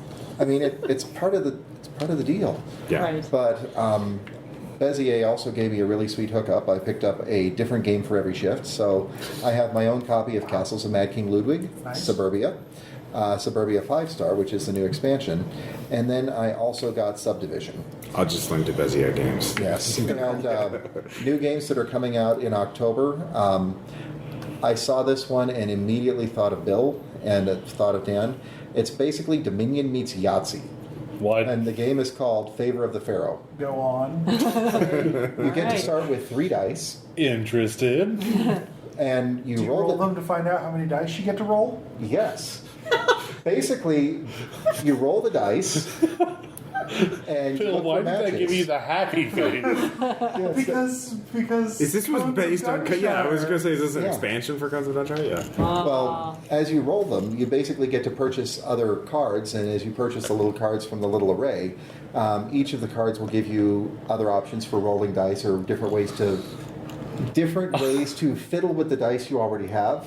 Like there's an entertainer card that will let you flip the die from top to bottom. Okay. digging, you have hit. Okay. For you listeners at home, you should have watched the gradual progression of the Childlike glee. I know, ever right? increasing presence of happy in It's Bill's It's smile. Bill's pun husky face. That is. Yeah. All right. Yes. Very good. And then Terra is also going to be coming out, and that one is a really easy rules game. You just get to see how well you know history or how well you know people who know history. Okay. And Like phone a friend? well, not exactly. There's a map similar to a Risk map and different regions on it, but there's two trackers at the bottom. One has years and one has numbers. And then you'll get a box of cards that has events in history that happen on them. I'm miming holding the box of cards. So, We're an audio for the listeners at home. That should be on the bingo too. That's right, Yeah. because Ross Vanna Whited his books, so we're all fine. But it will have an event in history, and then you get to try to figure out the place, the time, and whatever the number would be. Like the one that we had was Napoleon's Exiles. And so, Ska band name. yeah, that is a ska band name. Yeah. Good job. But then you got to Or figure pirate out what the metal. year was. But as that you're on the, going around the table, bingo card? say, I think that it's at, or It something should that be. happened in 1700. So I'll put my marker down there. And I may be right, I may be way off. But if you think that I'm right, you can put it next to mine, $1, Bob. It's Right, like right. History Balderdash. more or less. Oh, okay. Okay. And so you get to place on the map, and then you try to find regions nearby. If you are dead on either the map or either of the two counters, you get 7 points. If you're next to it, if you're adjacent, you get 3 points. So it's a points-based games, and if you're All right. on it or adjacent, you get those markers back, but you always draw back up to 3, so you get up to 3 guesses every round. Okay. All right. Actually, Very you good. get up to 5 because that's max. But Sounds like you got a great haul. yeah, and a great No, shopping that's list in for the later. Yeah. Right. The what? Sorry. Bill made a joke. Okay. So Bill, yeah. What about Yeah, we bought things. Yeah. We had a lot of crossover purchases amongst the four of us. Yes, Oh, yes, we did. So first off, Q Workshop, purveyors of fine dice-related products. Melissa and I both picked up some really nice printed, fancy-looking dice and handmade leather dice cups. Mine is embossed with elder signs. Hers is embossed with a compass rose and map of the world. Nice. And we both picked up, like, not giganto huge, probably the most reasonably sized for actual usage, big D20 spin downs, which all of the numbers are illustrated with what I believe are Enochian summoning circles. All right. I could dig it.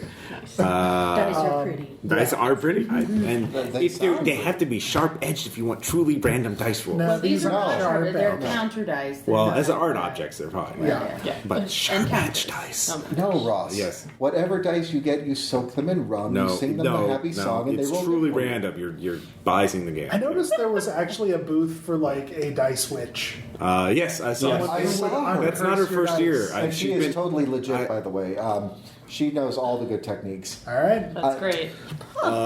Yes. Yeah, let's see. Other things from Ways to make Asmati money. Games, we did pick up Meow, as demonstrated earlier. Yes. Yeah. And Adorable Not Meow. Pandering, Adorable. Oh, yes, adorable pandering. which is, yes, a game about recruiting the most adorable pandas. But the rules about which pandas are adorable Can change. etc., And you want to etc. end up with the most bamboo at the end. Of It's course. very- The rules as to who's the most adorable panda are changed on the whims of the red panda.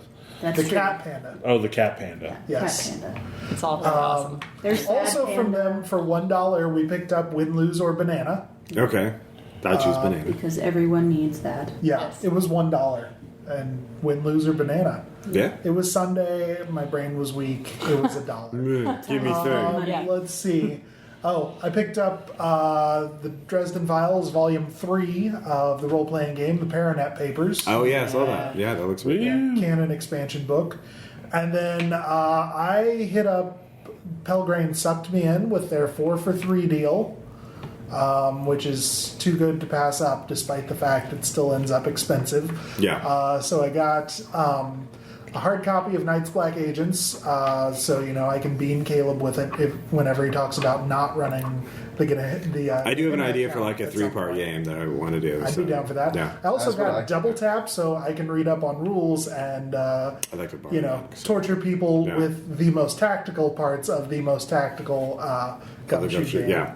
I'm sure we're all looking forward to that. Yes. Yeah, By looking forward, I mean looking to double. You've tap already, ourselves. you've mastered Trail. I mean, and with all the refreshes and stuff like that, and I used half of the Nice Black Agents rules in it anyway, I so you're know. basically already there. I know. So, Yeah, but anyway. my flare gun. yeah. Let's see. So got those two. Got a hard copy of Hillfolk because we need to get some drama systems. We do, going. we do. I actually And, plan to run a campaign of that sometime, or alright, like a mini campaign. Yeah, if you don't, I won't. Yeah, we'll hit on that. And the fourth one I picked up was Dreamhounds of Paris, Yeah. which I started reading first. I'm about 40 pages in, and I think I can tell what they've inserted as like funny little Lovecraft shout-outs. And about the other 90% of the history of surrealism that's actually the things that surrealists did. Yeah. Yeah, they were messed up people. If you don't want to run it, I will, Caleb. Or one of us needs to run it at some Yeah, point. eventually, right. First Armitage, like we gotta Do they have Magritte in it? do what? Yeah. Oh, yeah. Magritte is in there. Nice. I call him Magritte. He actually, he's one of the somewhat normaler ones. Yeah. Yeah. He's the this is not a pipe dude, and they like the painting of like a dude and there's an apple in front of his face. Yeah. The guy in bowler hat. The Yeah. guys in bowler Yeah, hats yeah, with no Yeah, faces. yeah. Agree.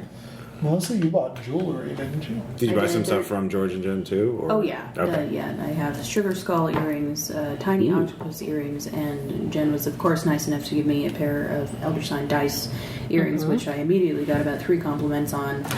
So shout out to them again. Yeah, lots of jewelry. There's so many pretty things there. Any other places aside from the booth, or was that all there? What do you mean? Or did you buy it all there, or did you get it from anywhere else? No, I think I only bought jewelry from her. Okay. I Even did. the I Tree did of Life buy. stuff? Oh no, that's true. Yeah, I found some good Tree of Life stuff. I collect Tree of Life things, and there was a lot of that around. I also got a friend. As of is ours, evidenced by your Renee- current earrings. Yes, yeah. These are from Alaska, somewhere else. Oh. A giant unicorn pendant, which is pretty much the only place in the world that I probably could have found her a plethora of unicorn pendants to choose from. But Yeah. I did. That's We're fans of right there. unicorns. Renee Yeah. from Yeah. Mm-hmm. Some of From our Brighton Launch. Yeah, Brighton yeah, Launch. yeah, Yeah. she's played in that one. And then there's one that I have yet to buy just because we ran out of money. But we found a booth by a guy, I forget his name, but he We wrote didn't. We just chose not to. I think Andy Hoop, something like something that. like But his game is called Low World. Low Life. Oh. Well, and one of the books is yeah. Low World. Yeah. And so part of why I was so attracted to it is because the art is absolutely astounding. Yeah, it is. It's really, really It's got a sort of a pretty. 70s Mobius kind of counterculture vibe to it. Almost Arcrum.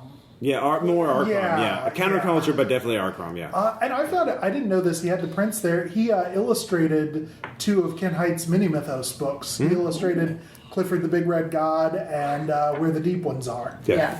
Nice. He did not illustrate the Antarctic Express or Goodnight Azathoth. Yes, no, I walk by the same book. I've been aware of his work for a Yeah. while now. I Yeah. think I have one of his Savage World books. Yeah, I remember reading yeah. some free stuff on the web You're about having it back trouble during the day reconciling and Clifford the Big thinking it Red was Dog. great. Yeah. Yeah. It's very good. Cool. Yeah.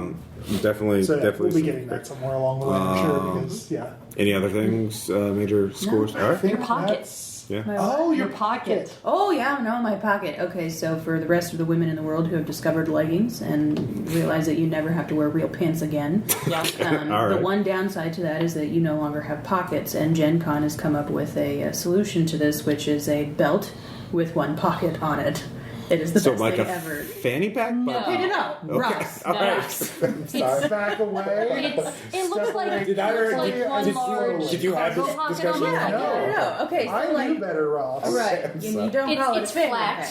It lays It's more on your perfectly hip flat, yeah. than your That's stomach right. or your. So It's for not anybody, bulky. yeah, for It's not accidentally a swear word in British. Yes, Oh, there okay. you go. yeah, that is true. But basically, if you do any kind of traveling or hiking or running or walking or anything like that, where do I put my, iPhone 6 Plus that is giant somewhere, that is now a solution. So I'm Yes. pretty excited about Belt that. pocket. It was about the Belt pocket. size. Yeah, it was about the size of the badge holder. Yeah. the Gen Con badge holder, Yeah. but Yeah. it fit on your waist. Yeah, it just sits on And it your was a hip, nice- and so That's very- really cool. it was very cool. That yeah. Sounds really good. Functional. thing, and Like not a a fanny utility pack pill. or not Okay, a I'm fanny pack. sorry. I had when mine was searching for the nearest approximation. Nope. Technically, It was like, it's Similar, we're ignoring Yeah. similar, but not the same. No. Much better. Much There's a improved. guy at work that wears a fanny pack, and the I'm two sorry. are nowhere near the same. Right. I look cool Sorry. wearing mine. Right. Ross doesn't Fanny- have a zipper on it. Then it's not a fanny pack. oh wow, yeah. It's like a hip pocket. Just, that's all. Taxonomy. All It's very right. cool. Anyway, Dan, what about you? I ran Monsters and Other Childish Things for 20 hours, that is all Dan did. Yes. and Dan forgot how currency worked, and so that's why he didn't buy anything. the only I bought my obligatory impulse buy at the Chessex booth, and last year I bought a mug of dice where you can take a coffee Yeah. mug, dip it in their excess dice, and they were nice to me last year when I presented them with my cup of dice. They're just like, that's not nearly full enough, and they dipped it in for me a second time so it was overflowing. This year they had the different option. They had a pitcher of dice. Didn't you suggest that last year? Maybe. Yeah, I think that may have been a thing. Did you get a picture of I have a pitcher of Dear dice. Lord, this Mark is like also- the heaviest bag ever. Mark also got a picture of dice, and he spent an entire day just sorting it. Just sitting on the bed going, By this color, one goes here, and by this one goes size. here. Yes. I also picked up some more dice, but I picked up just a dice. few more, like I was short some details. Were they pretty dice or They were were sharp? they were the same color that I got last year, so I still have a whole matching set. All right. Awesome. Because they're very pretty. They're like blue and gray, and they're swirly, and they're cool. All right. Yeah. I also bought, Melissa and I both bought Wordorific, which is a very Yes. fun word game. Yeah, we did a demo of that Yeah. the first day and had It a was blast. quite fun. Quite a fun game. It's a spelling game Yeah. with cards. Each one, has a letter on it, and basically it kind of has a Channel A feel to it. And Oh, you're, yeah. matching. You're trying to make the best word to go with whatever the theme with your is. theme, and you can kind of BS to be like, yeah, this totally goes, Right? Yeah, So you can float past words. the group. Exactly, yeah. Whoever So can. you get points for Sign of a longest good word and best word. right. Yeah. It's very cool. And we Nice. also both bought Super fight. Super Fight. Yeah, Caleb, but we didn't get a chance to play. But you guys yeah. played on the way back. Was We that- did. Sort We of. kind of just We read cards at each other. yeah, we just picked I mean, random that's the fun cards part and anyway. yeah. Which seems like Oh a good my one. gosh, the red deck, which Oh, is the rated dear. R deck. Beware, If have no you children thought in the Cards house. Against Humanity was bad, Oh, this is so bad. They took it let's- to the next yeah, level. I mean, We're all going to hell just for being in that car, and I those cards. Do specifically you feel for reading comfortable them giving us aloud. like a Yes. few? Okay. one of the cards, one of the so in Card Fight. You have Super like Fight. one super fight. You have like one noun card and then two adjective cards. Yes. So you might get a T-Rex that is Shoots. holding a Super glue cannon. yeah super glue cannon. Never And- escapee. That was an Yeah. And but can't or what was it? He's holding a super glue cannon. Poisonous teeth. Oh yeah, Yeah, the something. T-Rex was 3 stories tall with Yes. super glue cannon Right. versus the Velociraptor who explodes if he stops moving and has a venomous bite. Right. Right. That You was have to before the decide rated who R would win. deck. Those were the So those were the core deck. the one I can think of off the top of my head was the attribute throws dead hookers. Yeah. There was also an attribute of must mate with after killing. Or There was- before or killing. before Or before Before. killing. Those Both were of two those different cards are in there. cards. So, when I that just gets got paired lazy up with with that, a There was, let's see, constantly orgasming, which for some reason, ejaculates bees. yes, got paired with ejaculates bees. Yep. We decided whoever that was, they won Just because automatically. Come on. bees. Yeah. Bees? Also, Constant stream of in the rated R deck, they're fans of using of caveating things with, in parentheses, not that kind. So Like one was, Predator. Yeah. Not that kind.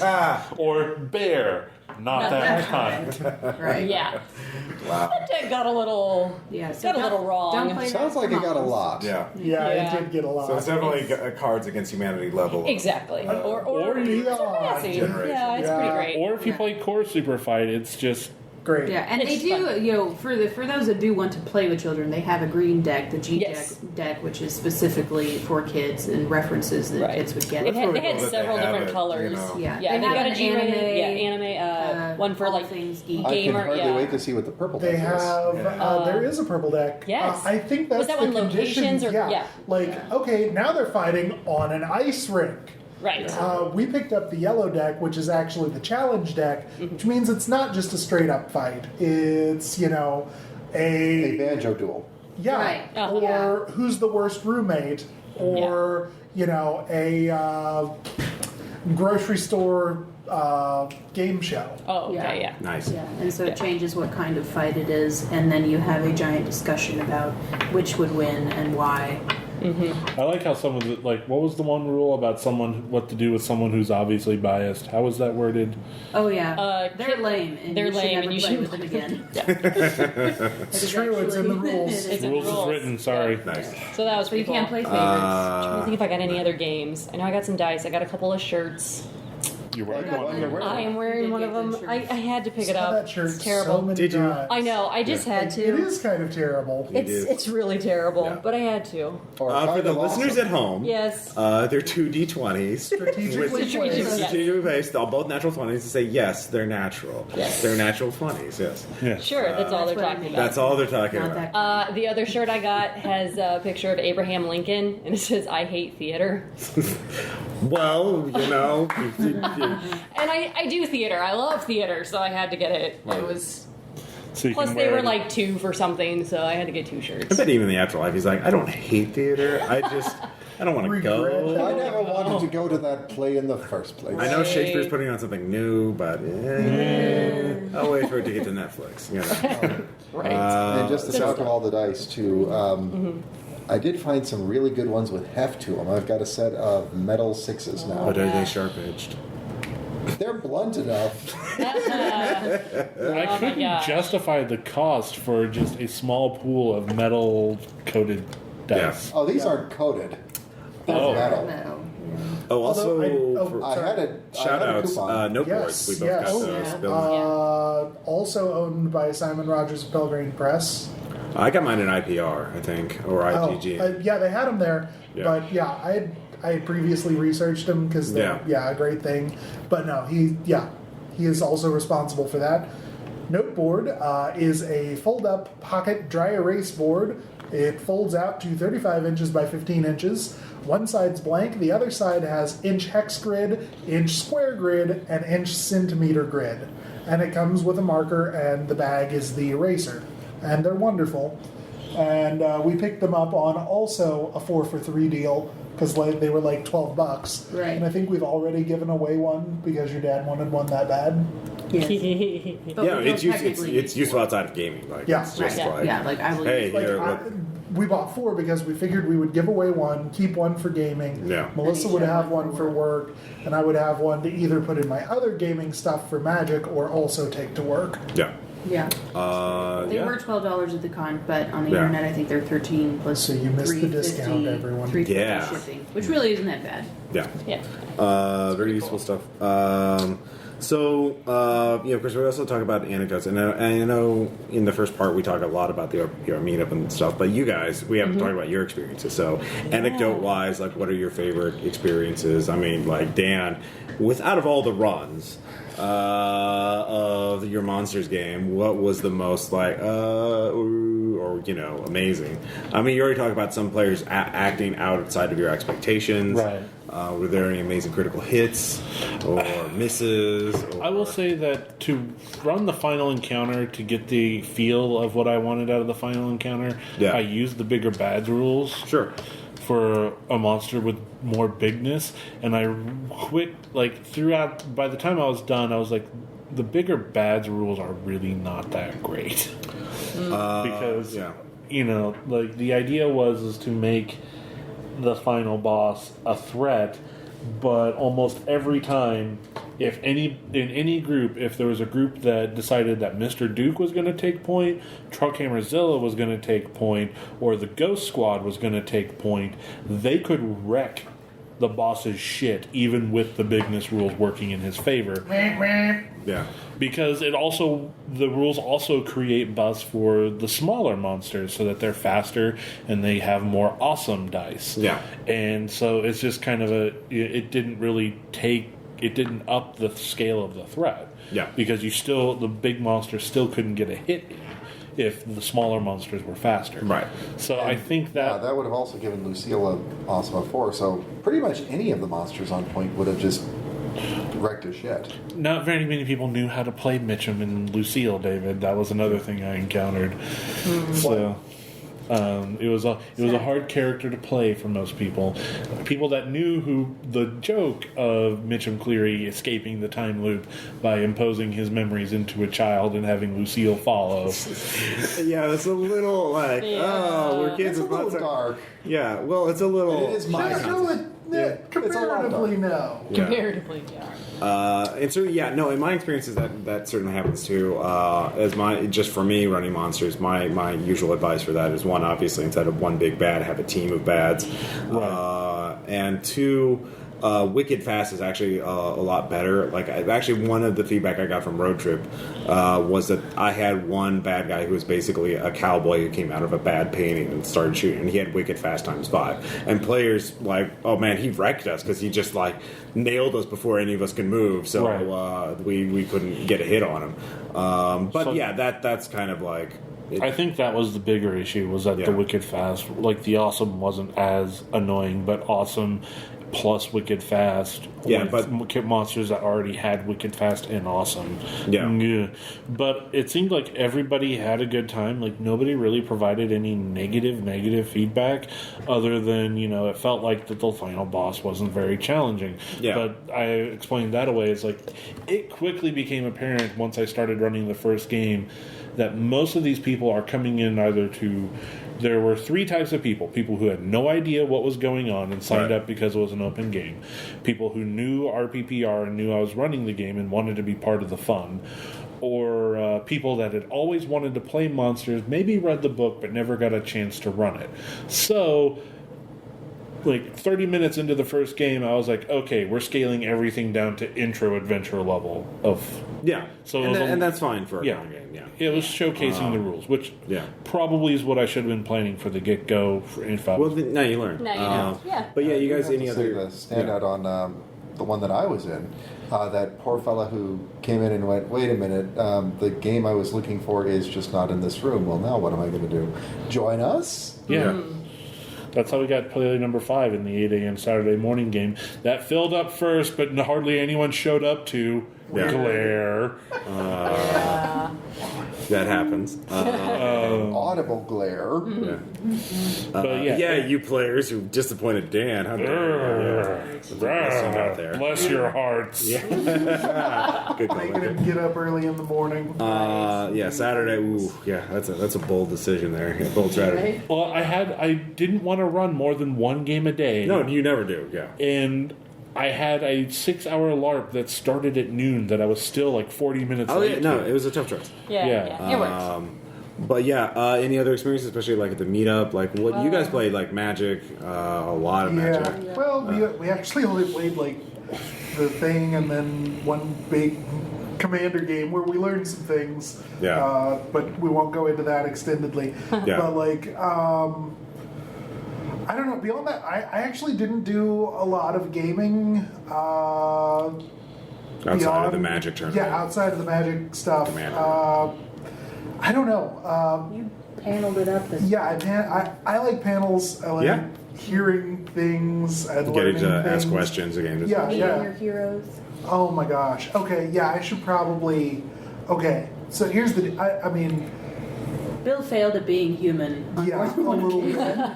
You need my thing right, you. Like you. Yeah, pretty much.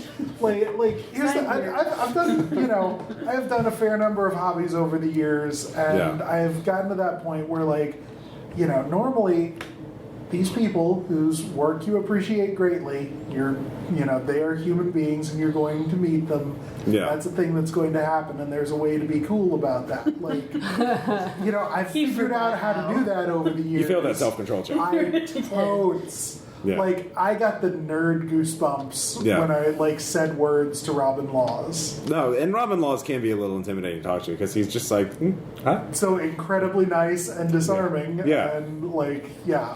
And just completely gives you a penalty to that sensibility check. Pretty much. I won't say he's a poker face, but he's just kind of like, He's just so fucking Canadian. Yeah. And there's so that. were their shirts. In part one for the anecdotes, we did, Caleb talked about how we had Peter had to shoot his brother in the game because he got infected by a zombie, and that was fun. I did. I did. I played Red Markets for the first time. Oh, were you in that game? Or were you? No, that was the I other was one. I started out as it was getting going because Melissa was coming from something. I had to bail to go to the Magic tournament, So I took over and played Grizz, which is not a character I would have chosen for myself, but hey, there I was. Who is Grizz? I don't know, kinda. Bill. Who I is was- Grizz? Yeah. I didn't make him either. He was one of Caleb's pre-gens, Okay. but he was, It was fun. No, he was military was DS4. Was he like a shooter or He a had talker? he had gun and also gun. Okay, he was Yeah, a guy. and a lot of athletics for I believe that high-flying antics. Caleb described him as Adam Scott Glancy almost. All right. Yeah, that makes sense. Well, let's put it this way.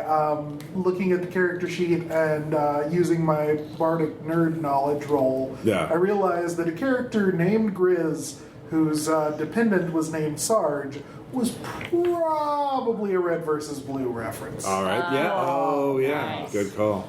A good reference. I That was wasn't probably Griff, your. actually, because I've been watching Red versus Blue. And Well, Griff, yeah. well, But So, still, close enough. so Fine, he fine. veiled it just a little bit. Yeah. There you go. So how did Grizz fare in Red? Actually, we did really well. Yeah. Caleb said that out of all the groups, we managed to stay the most human. So Yeah. that's good. But did you make money?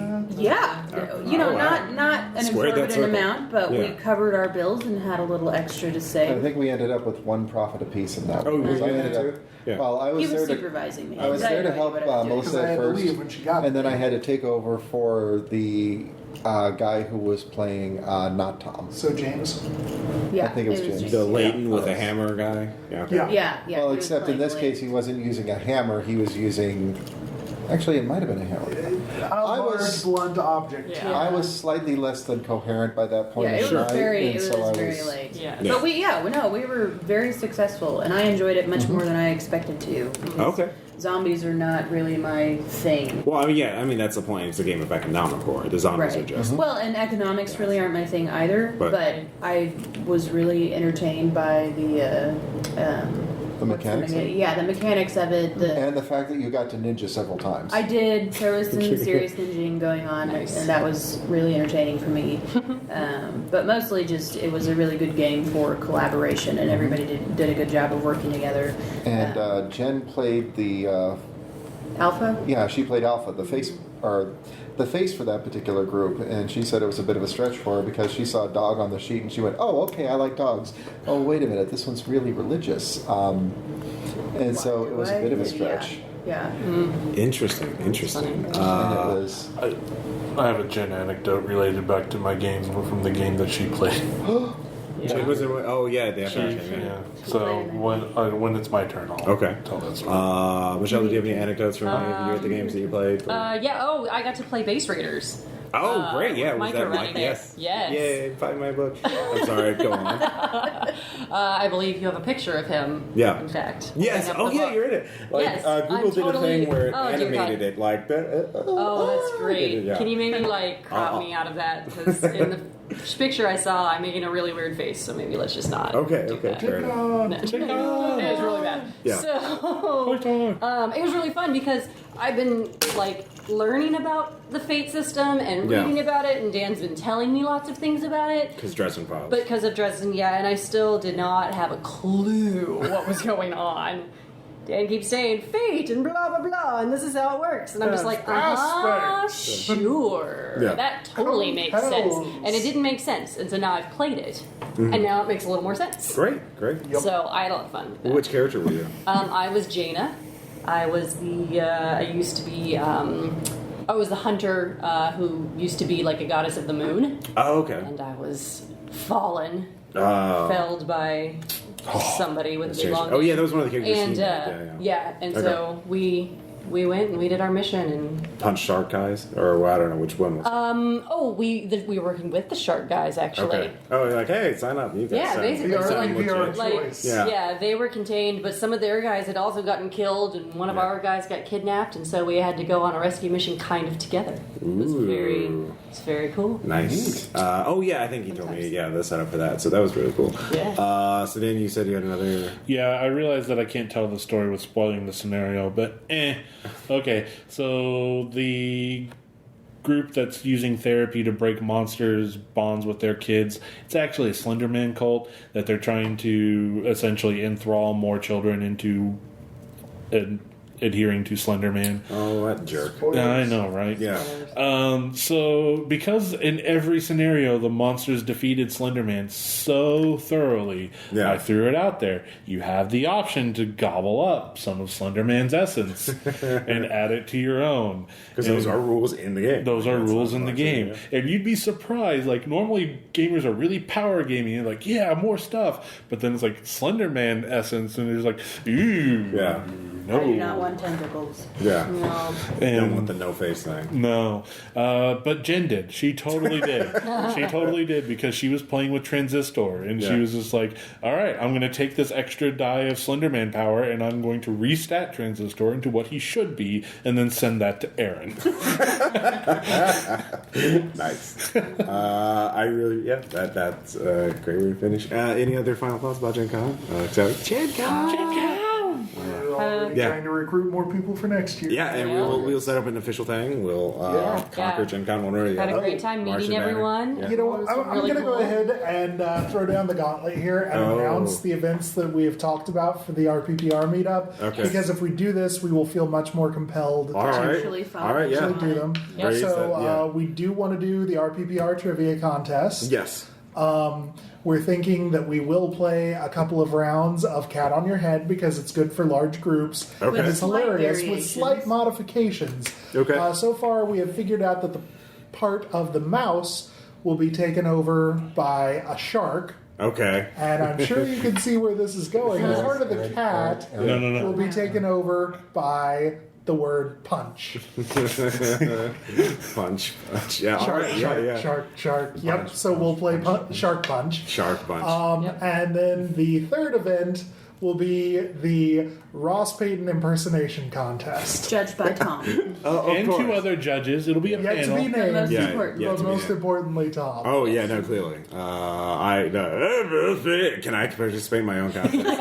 Yes, it's a must now. Yeah, Yeah. sure. You always You have to We wear should blindfold them so they can't know who the Yes. contestant That's true. is. Yeah. Or just have them facing the other way. Facing There the we other go. way. Let's yeah. not But bring for weird everyone music. else's sake, Ross, you have to wear an obviously fake mustache when you do it.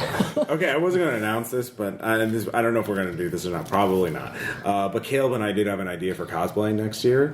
Are you going as each other? No, that would be good. But if Caleb gets to go next year and I get to go next year, we would cosplay as Ken Height and Robin Laws. So, like, get the Hawaiian shirts, cargo Button shorts, and the button And down, slacks for the other one, yeah. dye the hair and the Yeah. beard and all that stuff. And just the only thing to get t-shirts say I'm Ken Height and then I am Robin Laws, you know, Right. to make it more obvious. And just saddle up next to them, and be like, oh hey, I'll sign your books. Just sidle your way into the Pelgrane booth Yeah. and flank them I will- and have one of us staged as the photographer. Oh yeah. No, I'm definitely Ken Height. Ken Height. It's good. Buy my book. Wait, you know what you should do? Yeah. You should get shirts of the logo of the podcast.